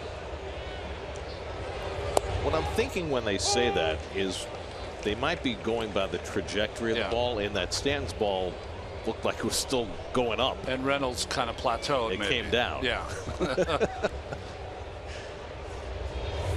So they might be projecting distance rather than talking about actual distance. Well, we're always worried about the fans over the dugouts with foul balls off the bat. Well, Stanton's the only guy that you worry about in left center field. Well, remember the fans in the third deck the other day when Cespedes was up there? Their shock and delight at having a baseball come their way. 1-2. Curveball, another one drilled deep to left field. Cespedes doesn't even move. That's way back in the stands, and Stanton has done it again. Well, the most powerful man in baseball has found the range. 2 home runs last night, 2 more today. He looks like he is locked back in. It cuts the Mets lead to 4-2. 19 home runs now for Stanton, 4 in the last 24 hours. His last 10 hits at Citi Field, 8 of them have left the building. 8 out of the last 10 hits. And that's 4 home runs in his last 4 at bats, which ties a major league record. He hit home runs his last 2 at bats last night, a walk today, and now 2 more home runs. The bottom line for anyone who plays this game and is talented at it. deGrom's going to have to cover, and Walker hits him on the run to retire Johnson for the 4-1 putout. So you're going to go through stretches where you struggle, but it's all about finding your mark, getting your confidence back, and the release here by deGrom with the slider or curveball, something spinning, and now he's found his groove. So Stanton will have a chance to make some history in his next at bat. No player has ever hit home runs in 5 consecutive at bats in Major League history, and he'll have a chance to do that. When you're struggling, everyone works on their game, Gary, and tries to get it to a certain point where you can get out of the slump. You only get out of the slump when you have positive affirmation for what you're doing. All this hard work, it doesn't mean anything unless you can put it into practice and something positive happen. So, you know, he's going into games, striking out, not doing what he's supposed to be doing, but then it clicks last night, and it clicks again. So he got a 2 home run game. Now the confidence kicks in. All the hard work is worth it. You start to believe in what you've been doing, and that's when you take off. That was also the 200th home run of Giancarlo Stanton's career. I was thinking about that when we came into the series. He had 196, and oh, you know, he's struggling. He's not going to get 200 here. Well, didn't take him long. Absolutely wrong. 2-2 to Don Kelly, and that's inside. 3-2. We got a chance to watch Bobby Higginson hit home runs in 4 straight at bats at Tiger Stadium. I think it was 1997. Next at bat, he had a chance to make history. Took a call, 3rd strike. One of the worst things I've ever seen. 3-2 coming, and it's fouled away by Kelly. Can you imagine? Chance to be the first guy in history to hit home runs in 5 straight at bats, and he went down looking. Did he at least argue the call with the umpire? You know, Bobby was it's a different kind of guy. 3-2 coming, and that's yanked foul. DeGrom up over 100 pitches on the day, and the Mets have the bullpen cranking. Hansel Robles, Jerry Blevins, both loosening up.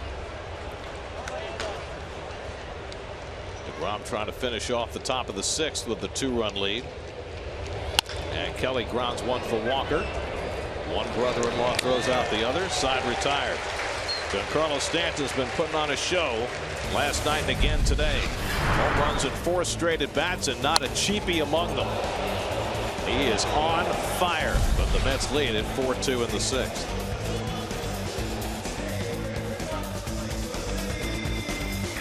You ever seen anything like that?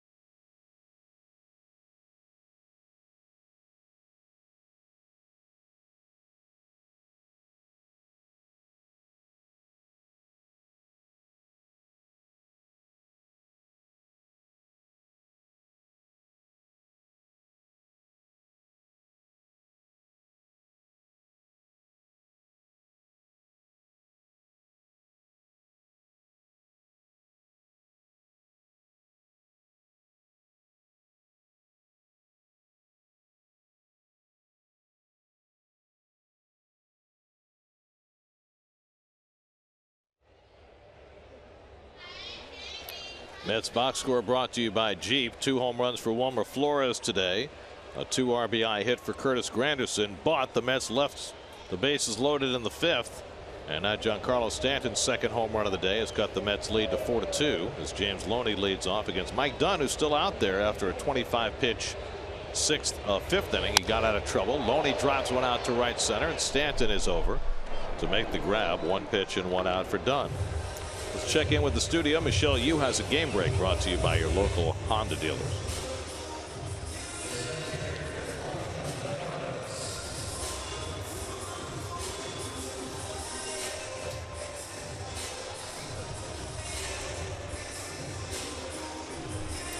The Tigers appear poised to snap an 11-game losing streak against the Indians.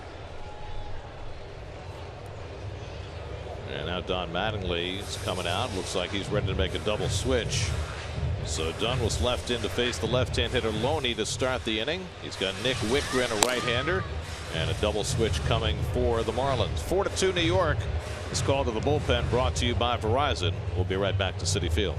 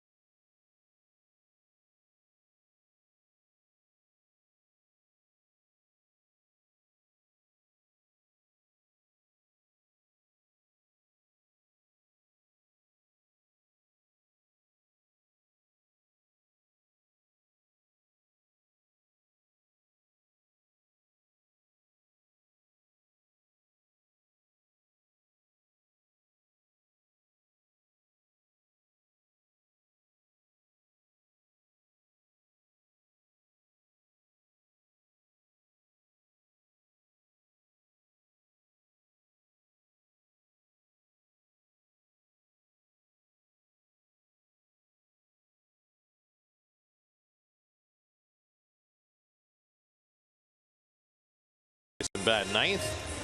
And Kevin Plawecki's Purdue University battery mate, Nick Whitgren, will come on to pitch. Well, he's had 3 stints so far with the Miami Marlins. Hasn't pitched in 5 days since he got 6 outs at Atlanta on July 1st. Nice first batter face numbers. The first batter he'll face is Juan Lagares, who's grounded out in both his at-bats today.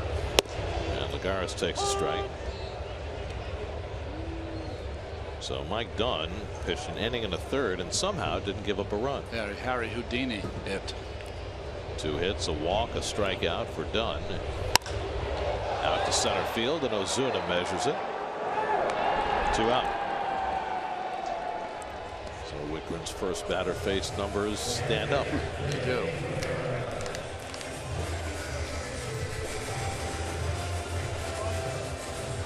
Two out and nobody on now. Rene Rivera. Mets are undoubtedly going to their bullpen for the 7th with deGrom at 103 pitches.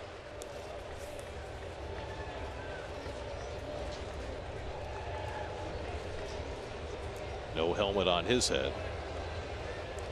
Instead, it's Kelly Johnson out on deck. He'll pinch hit if Rivera keeps the inning going.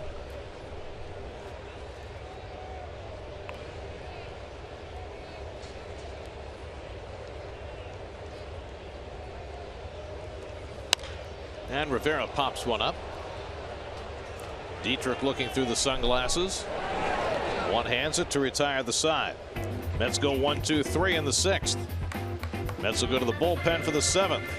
Or will they?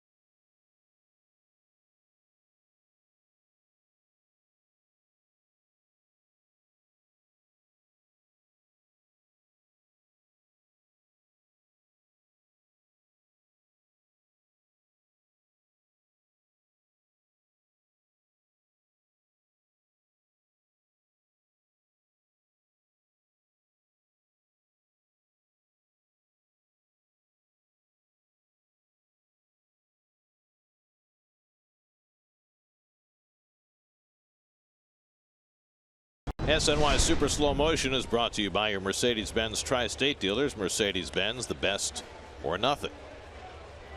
Well, Jacob deGrom's going to be pushed a little further in this game. And Danny Echeverria leads off the 7th inning. Jake starts the inning at 103 pitches. They were ready to bat for him in the last half inning, but his turn didn't come up, so he's still out there. Last year, Echeverria hit .305 batting in the 8th slot, and you say to yourself, that's tough to do. But he is kind of he's a wild swinger. He's a guy that also can hit the bad pitch. Bad ball hitter. Down the line foul. So when you're sitting in that slot and you're seeing a lot of junk because the pitcher's up behind you, it's not going to affect Echeverria as much because he comes out of the box swinging anyway. His plan is to put the ball in play. We saw that one year Ruben Tejada had a nice run in the 8th slot because he walked a lot. But that's not Echeverria. Miguel Rojas, who came in on the double switch, is on deck. And then Derek Dietrich in the 7th. So Jerry Blevins up in the bullpen, getting ready at least for Dietrich, the left-hand batter. Remember that deGrom threw only 85 pitches in his last call to the post against the Cubs. Came out of the game after a rain delay. And you and I were talking about this is his last start before the All-Star break. If he's not pushed too far, you could maybe use him in relief on Saturday or Sunday. Changeup is popped up into shallow right. Granderson looking through the sunglasses, puts it away to retire Echeverria, 1 down.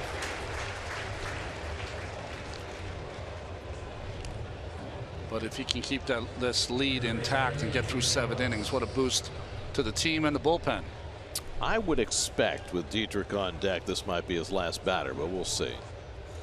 Again, I thought he was coming out after 6, so what do I know? No, in the regular start, any part of the season, he would have been coming out.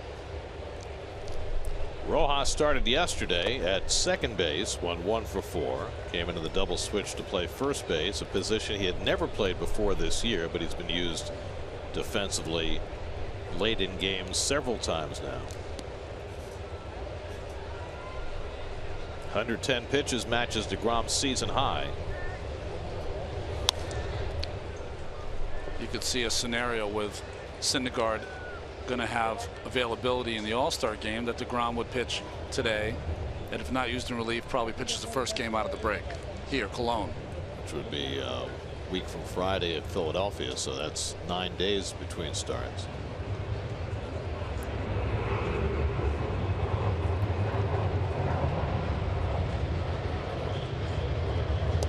Rojas takes a fastball for a strike, 1-2.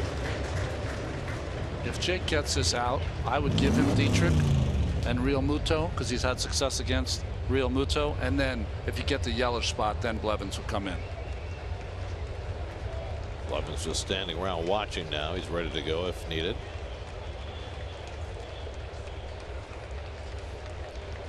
deGrom ahead, 1-2, and Rojas reaches out and fouls it.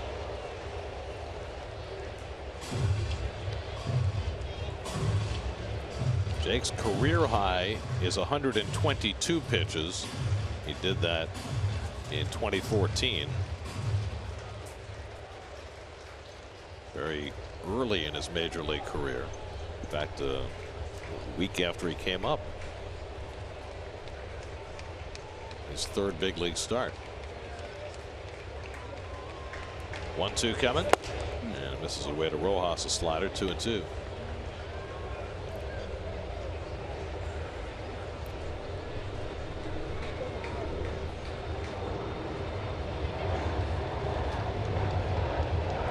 Different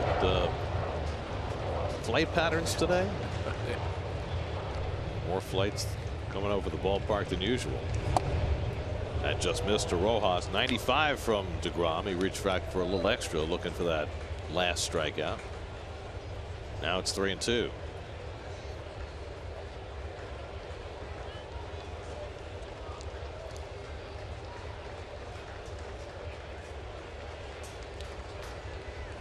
And Rojas foul tips it, strike 3. deGrom gets him with a changeup. Strikeout number 7 for Jacob.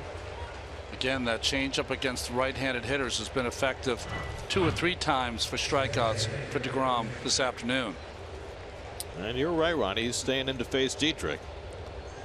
So at 116 pitches, just 6 shy of his career high. He'll face Dietrich, who's reached base 3 times today, 2 for 2 and a walk. And it's hit on the ground to second. Easy hop for Walker. Side retired. And deGrom makes his way through 7. Nicely done by Jacob deGrom. 117 pitches, no sweat for Jake on a sweaty afternoon in New York.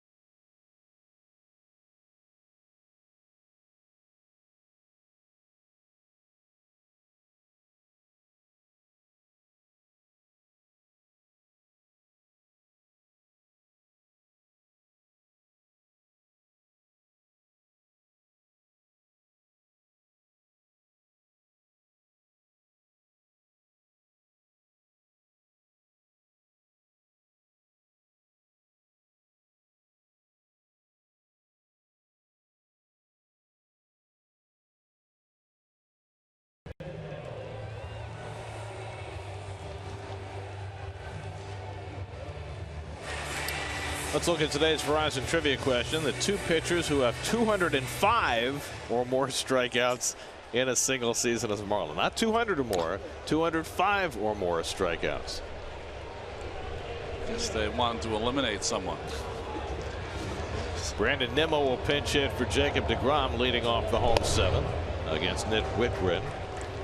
Well, that was quite a performance by deGrom. He gave up the 2 bombs to Stanton, but nothing else over 7 innings. Said it in the break. He's a gamer. He can pitch for me anytime. 117 pitches, most by any Met pitcher this year. Ball and a strike to Nimmo, who has sat the last 2 days against the lefties after a pretty nice run of 8 starts. 281 to start his major league career. And he'll be in there tomorrow against Lucas Giolito. Nats will face 3 righties to start the series against the Nats. Gio on Sunday. Gio on Sunday. So we've gotten clarification about the whole home run distance thing, and I think it was exactly what we thought. The Mark Reynolds home run, according to the same metric that they measured the Stanton home run, they said 462 and they said 470 on Stanton, even though Reynolds' ball traveled further up into the stands, because what they're measuring is what they call actual distance, which is how far it would have gone had the stands not gotten in the way. And because the trajectory was different on Stanton's ball, they're saying it would have gone 8 feet farther than Reynolds. Stanton must have been fun in high school with the open fields. You know, you run as long as you can. They could walk around the bases the way he hits them. Then again, they could play him 500 feet away too. That's right.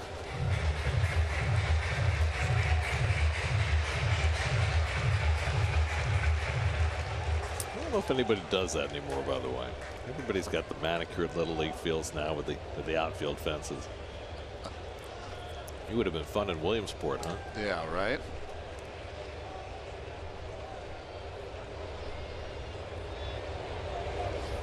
Nimmo gets jammed and fouls it off.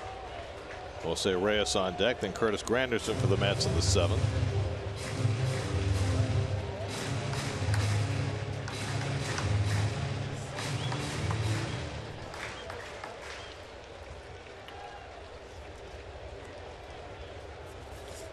So Stanton is due up 4th in the 8th inning with a chance to make history.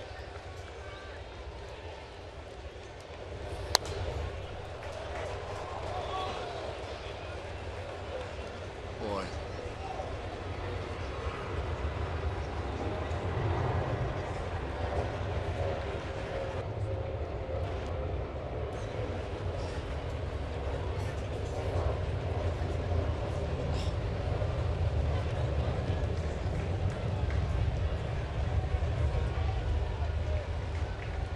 Eighth pitch of the at bat to Nimmo, and it's in there for a call, strike 3. So Whitgren gets Nimmo looking for the first out in the 7th.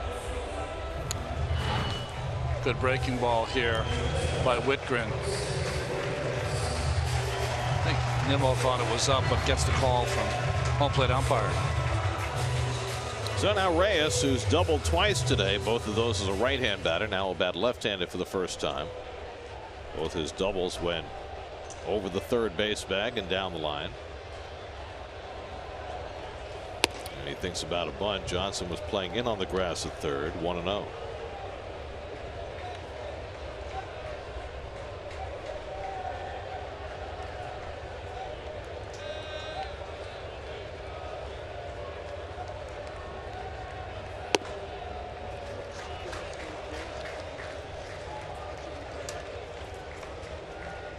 Curtis Granderson waits on deck.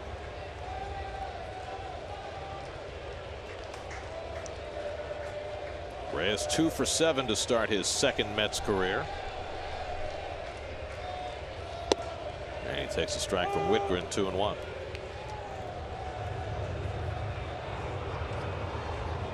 Jose with the 2 doubles today, now just 1 behind Ed Kranepool for third on the Mets all-time list. Sure like to see Reyes get on here by hit or base on balls, try to get a Reyes run. You know, an add-on run late in the game. Stolen base, getting scoring position.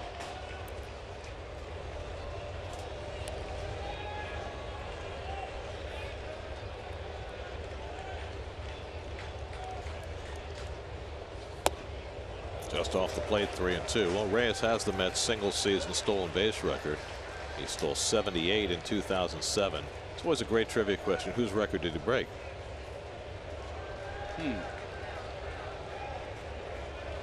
The obvious answer would be Mookie Wilson, but it's not. That's it out to right center field. A long run back for Ozuna.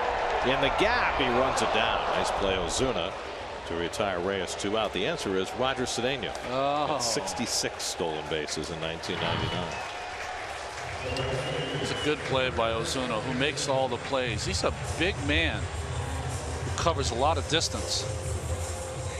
So 2 out. Granderson coming up. Let's go to Steve Gelbs. His report today is brought to you by Memorial Sloan Kettering Cancer Center. Steve? Gary, at various points this season, we've discussed how players usually develop their games in part based on who they watched growing up as a kid. And Curtis Granderson is certainly no exception. He was a big Ken Griffey Jr. fan, as were most lefties of his generation. But he watched so many Seattle Mariners games to see Griffey that he actually picked something up from Jay Buhner. Check out his hands right here as he gets set to swing. He doesn't really grip the bat until the very last second. Alternates gripping and opening his hand each time with each hand.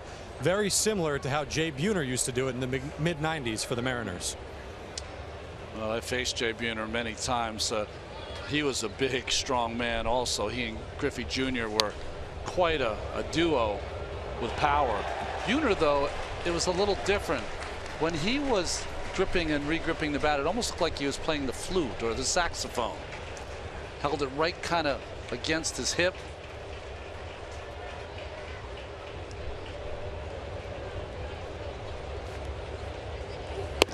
Can't say the name Jay Buhner without infuriating every Yankee fan by saying Ken Phelps. That's right. The trade, right?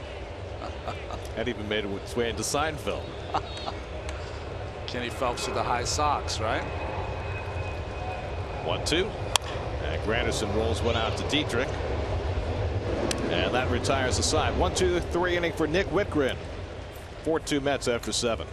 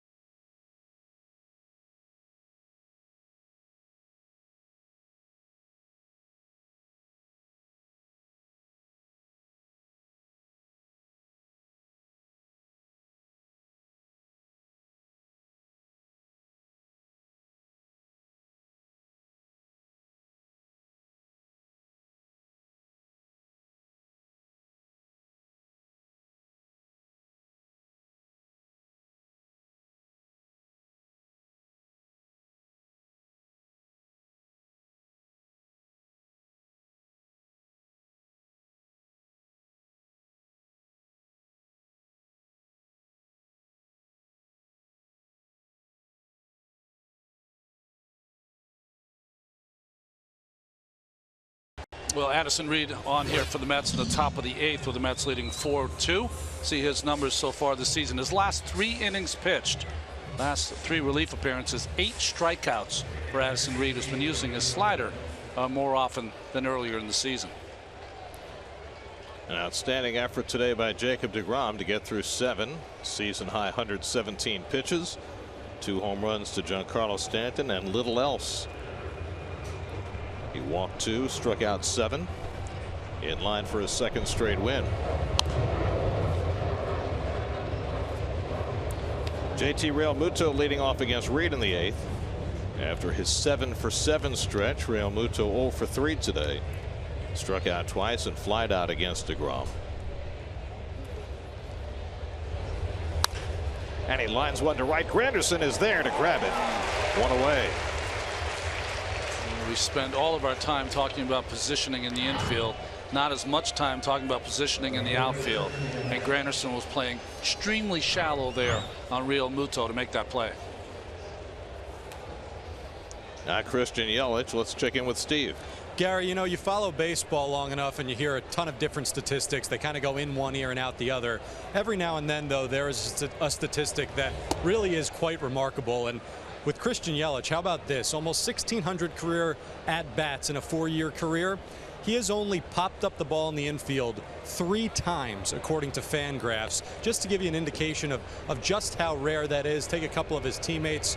Giancarlo Stanton over that same stretch of time, 53 infield pop-ups. Ichiro Suzuki not playing every day and maybe more of a comparable hitter to Christian Yelich in terms of being a slap hitter. He's done it 38 times. Just gives you a little insight into how good this guy is at making good, solid contact with the baseball. And he grounds that one. Walker with the spin around, and he gets him. Nice play, Neil Walker, 2 men down. Well, fine play by Walker. He knows the speed of Yelich, has to get up and get rid of it. Defense, a big part of games, especially late. No, I was listening to Steve's report, so he doesn't pop up in the infield, but he's hit into 12 ground ball double plays, which is remarkable. Considering his speed. Yeah. Well, this is an enormous at bat for Addison Reed. 2-run lead. Ozuna at the plate. Stanton on deck on one of the most incredible streaks you've ever seen. So it would certainly behoove Reed to get an out here.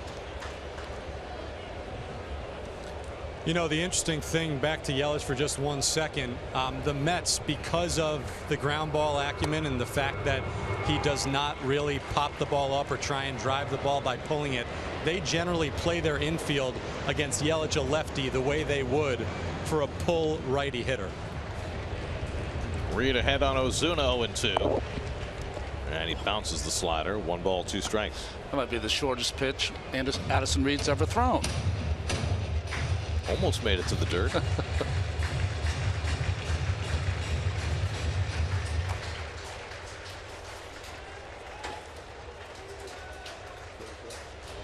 Kyle Barraclough up in the Marlins bullpen. Ozuna 3 times in a row has flied out to right. Last time Granderson made a nice sliding catch.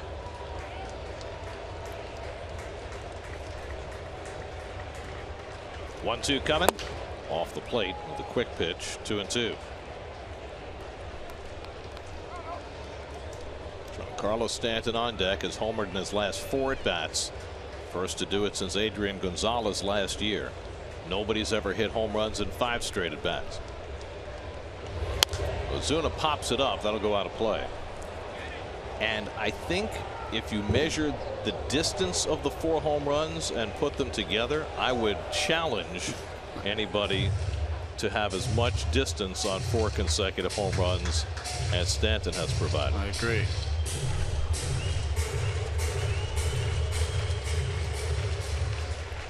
It has been a memorable 24 hours for Stanton, but if Reed can get Ozuna, then Stanton will not have a chance to tie the game in his next at bat. But now it's 3-2 on Ozuna. With a 2-run lead, you got to challenge Ozuna here. Throw fastball on the outer part. Hope he hits it to Lagares. Lagares playing over toward right center against Ozuna. 3-2 from Reed. And he struck him out with a slider. Big strikeout for Addison Reed. So Stanton will have to settle for leading off in the 9th. 1-2-3 go the Marlins against Reed. 4-2 New York in the 8th.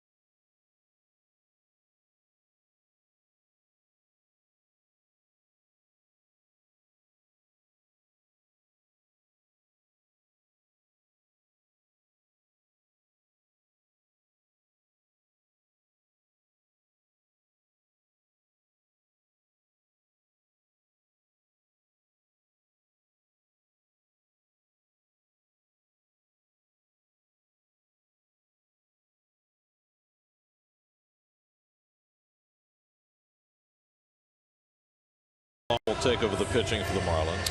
Well, Bearclaw came in the first game of this series on Monday afternoon, July 4th, was not effective. A walk, 3 hits, gave up a couple of runs. Mets will look to expand their lead with the heart of the batting order. Cespedes, Walker, and Flores against Bearclaw. 2 home runs for Flores today, 2 home runs for Stanton today. The Mets also got a 2-run hit from Curtis Granderson in the 3rd. Well, there's Asdrubal Cabrera back in the Mets dugout. Cabrera was a late scratch today. Mets announced that he had an illness in his family that kept him up all last night, and that's why he didn't start today. Cespedes takes a breaking ball for a strike from Bearclaw. That's not what families do normally. Jerry's Familia getting ready for what he hopes will be his 30th save of the year.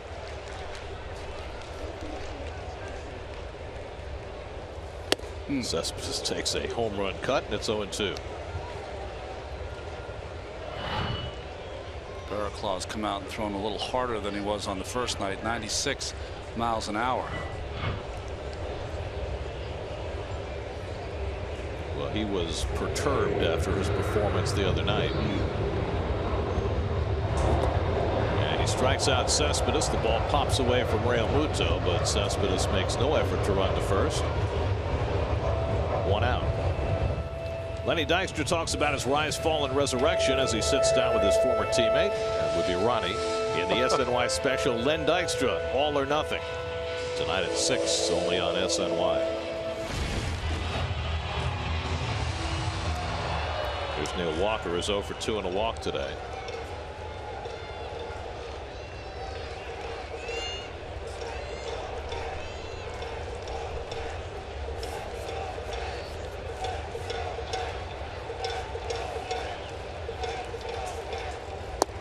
And a fastball knee high for a strike. Tomorrow night the Mets open a 4-game series against the first place Nationals with Bartolo Colon on the mound. Our coverage begins tomorrow night at 6 o'clock.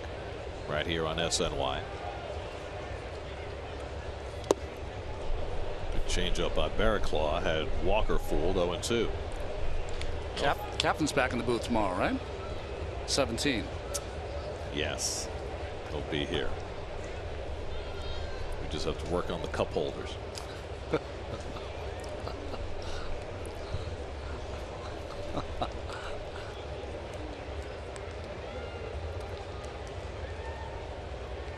Two from Bearclaw, and he strikes out Walker with a breaking ball. So Bearclaw overwhelming the first 2 hitters.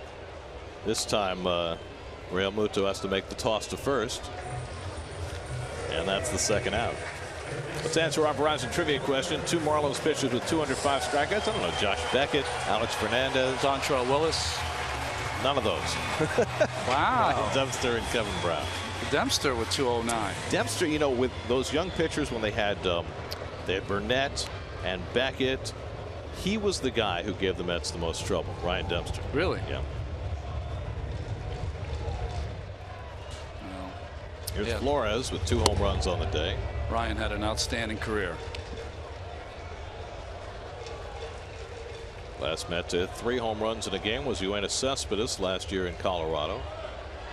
Flores had 1 crack at it in the 5th inning, grounded into a double play. And he has to move out of the way. 1-1.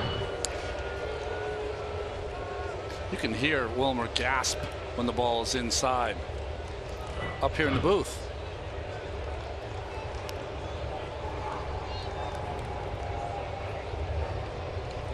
One from Bearclaw, and Wilmer golfs it foul. 1-2. In the 9th, the Marlins will have Stanton, Johnson, and the pitcher's spot due up, with Stanton hoping to make history, having hit 4 home runs in his last 4 at bats. But from a Mets standpoint, he can't tie the game. It's because Reed did his job. Breaking ball, strike 3 called, and Bearclaw bounces back by striking out the side in the bottom of the 8th. So now it's in the hands of Jerry's Familia, going for his 30th save of the year. And he'll be facing Giancarlo Stanton leading off in the 9th. 4-2 New York.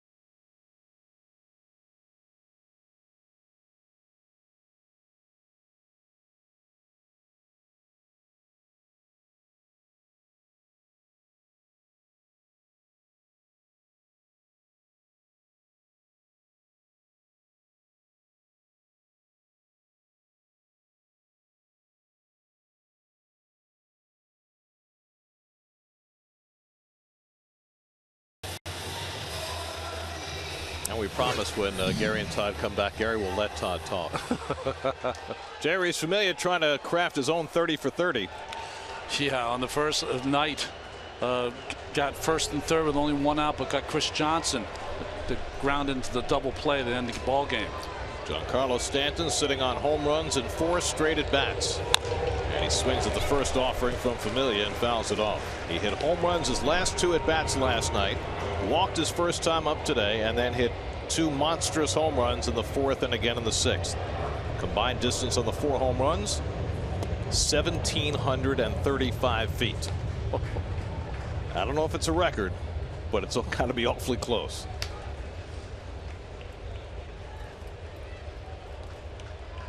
Chris Johnson on deck, then the pitcher's spot for the Marlins. And a great sinker by Familia to get ahead 1-2. Well, the first pitch was pretty straight. Second pitch missed down, and then good sinker down and in. Only bad swing Stanton's had today.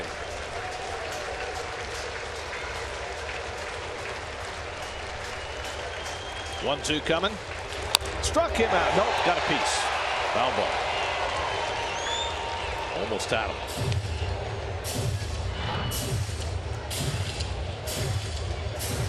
Well, in the beginning of the year, we always heard Terry Collins saying Familia needs to get back that control and the depth on that sinker. It's back.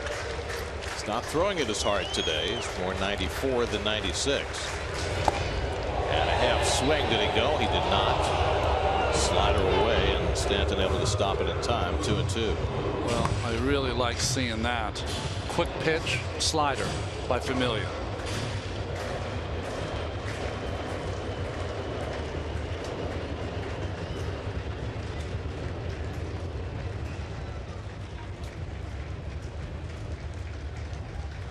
Rivera going right back to the sinker.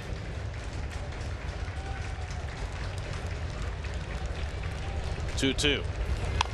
And Stanton somehow made contact with that ball to stay alive as it rode in on him. Just trying to fight this off. Runs right in on his hands, catches it on the handle. It's been an uncomfortable at bat for Stanton, but he's still in there with a 2-2 count. There's Rivera imploring his pitcher to make that pitch, put him away.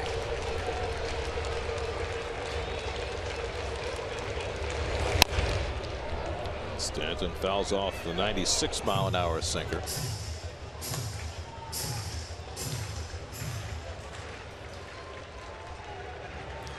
Trying to be so quick inside. You think that Rivera might counter with a good slider. There you go. 8th pitch of the at bat coming to Stanton. And now he went around for strike 3. The home run streak is over. Familia strikes out Stanton with a slider. Well, what you're trying to do with Stanton is just trying to get him so you rush it inside. You tie him up so he does not feel comfortable and take some bad swings. Once he's sick of taking some bad swings, then you can go back out with that slider and bounce it. He's trying to be quick, and there's no way he can hold back with the check swing. Now Chris Johnson. Johnson 0 for 3 today. At least he went down swinging. Yeah. no Higgy there.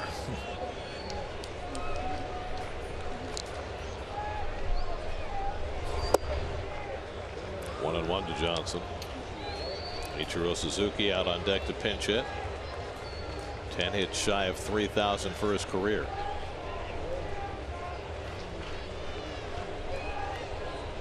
Did you see the comment from Barry Bonds today about Ichiro? Yeah.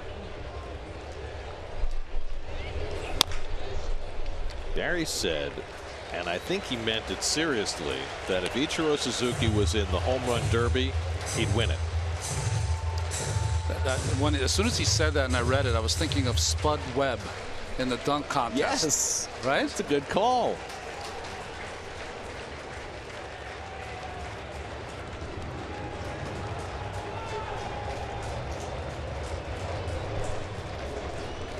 One, two. Johnson holds the swing. Stopped it in time, 2-2. The most amazing feat I've seen by a hitter in any game is I was a teammate with Mark McGuire, and there's David right there in the bullpen. First 3 pitches in his first 3 at bats at Fenway Park, he had home runs off Jacine Smith. Wow. 3 pitches, 3 home runs.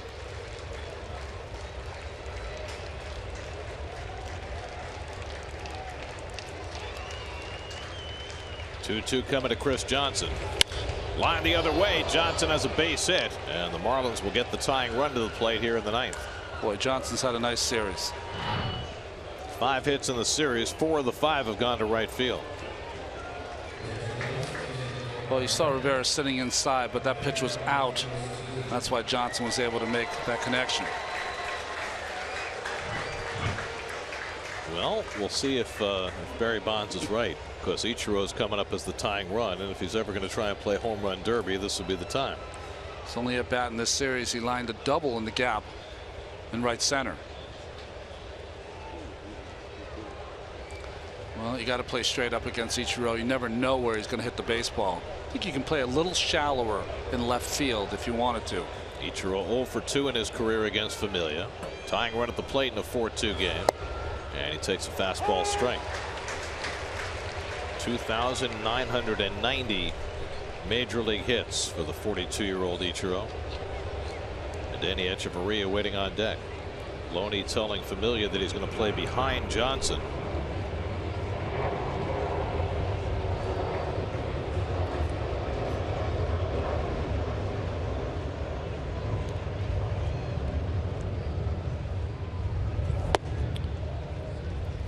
That's no small thing that Loney goes in and tells his pitcher. We saw earlier this week Jake Peavy try to pick off a runner at first base with Brandon Belt not on the bag. That's a balk. Here you see where Ichiro ranks on the all-time hit list. He's already #1 on the international hit parade. And that fastball just missed. 2-1. The last home run Ichiro hit was a year ago April. He hit it against Alex Torres of the Mets.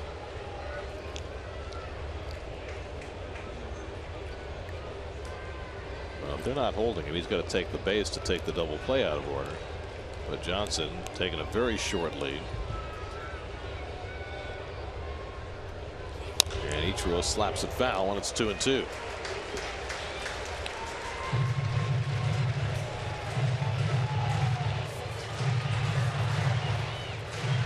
The only reason I can think that Johnson's not taking the bag is is he trying to keep that hole a little open for Ichiro?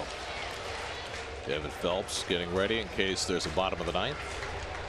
Familia trying to keep that from happening. 2-2 coming to Ichiro. Slap to short, might be 2. Reyes to Walker and on to first. In time, double play, and the ball game is over. Jeurys Familia locks it down with his 30th save of the season. 2 home runs for Wilmer Flores, outflanking the 2 for Giancarlo Stanton.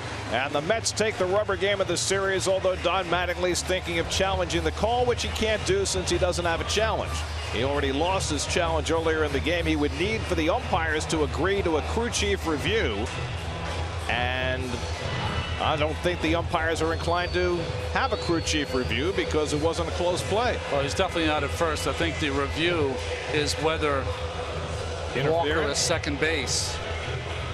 You wouldn't care about the interference because that's your bad. Right. But you're worried that the second baseman Walker, did he come off the bag too early?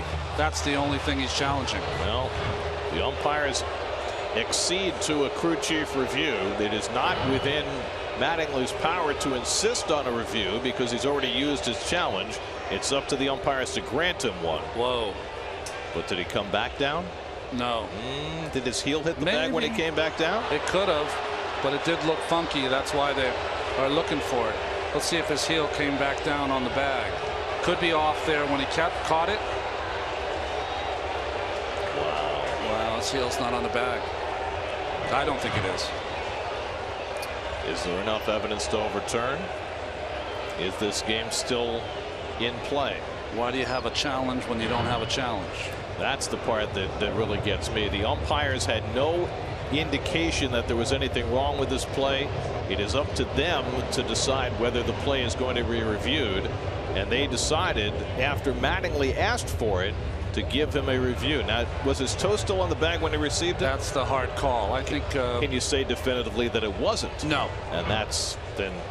There's no clear and convincing evidence that it was. But the ball on the field was out. I've been wrong for about 2 weeks, so I'm probably. And they confirm the call, and the ball game is now officially over. So one of the more beautiful plays in the game of baseball, the game-ending double play, is awful. So the Mets take the rubber game of the series from the Marlins. Jose Reyes in his second game back with the Mets. A pair of doubles to help the cause. 2 home runs for Wilmer Flores. Great pitching by Jacob deGrom for 7 innings. Today's game summary presented by Citi. deGrom gets his 2nd straight victory. And the Mets take 2 out of 3 from the Marlins. They are now 6-1 on this homestand. For every Mets win, the Mets organization is proud to contribute $2,500 to Northwell Health and the Cass Institute for Women's Health. For more information, visit northwellhealth.com/KIWH. This win brings the total contribution so far this season to $115,000. Mets win it 4-2 over the Marlins. We'll come back with more from Citi Field in just a moment.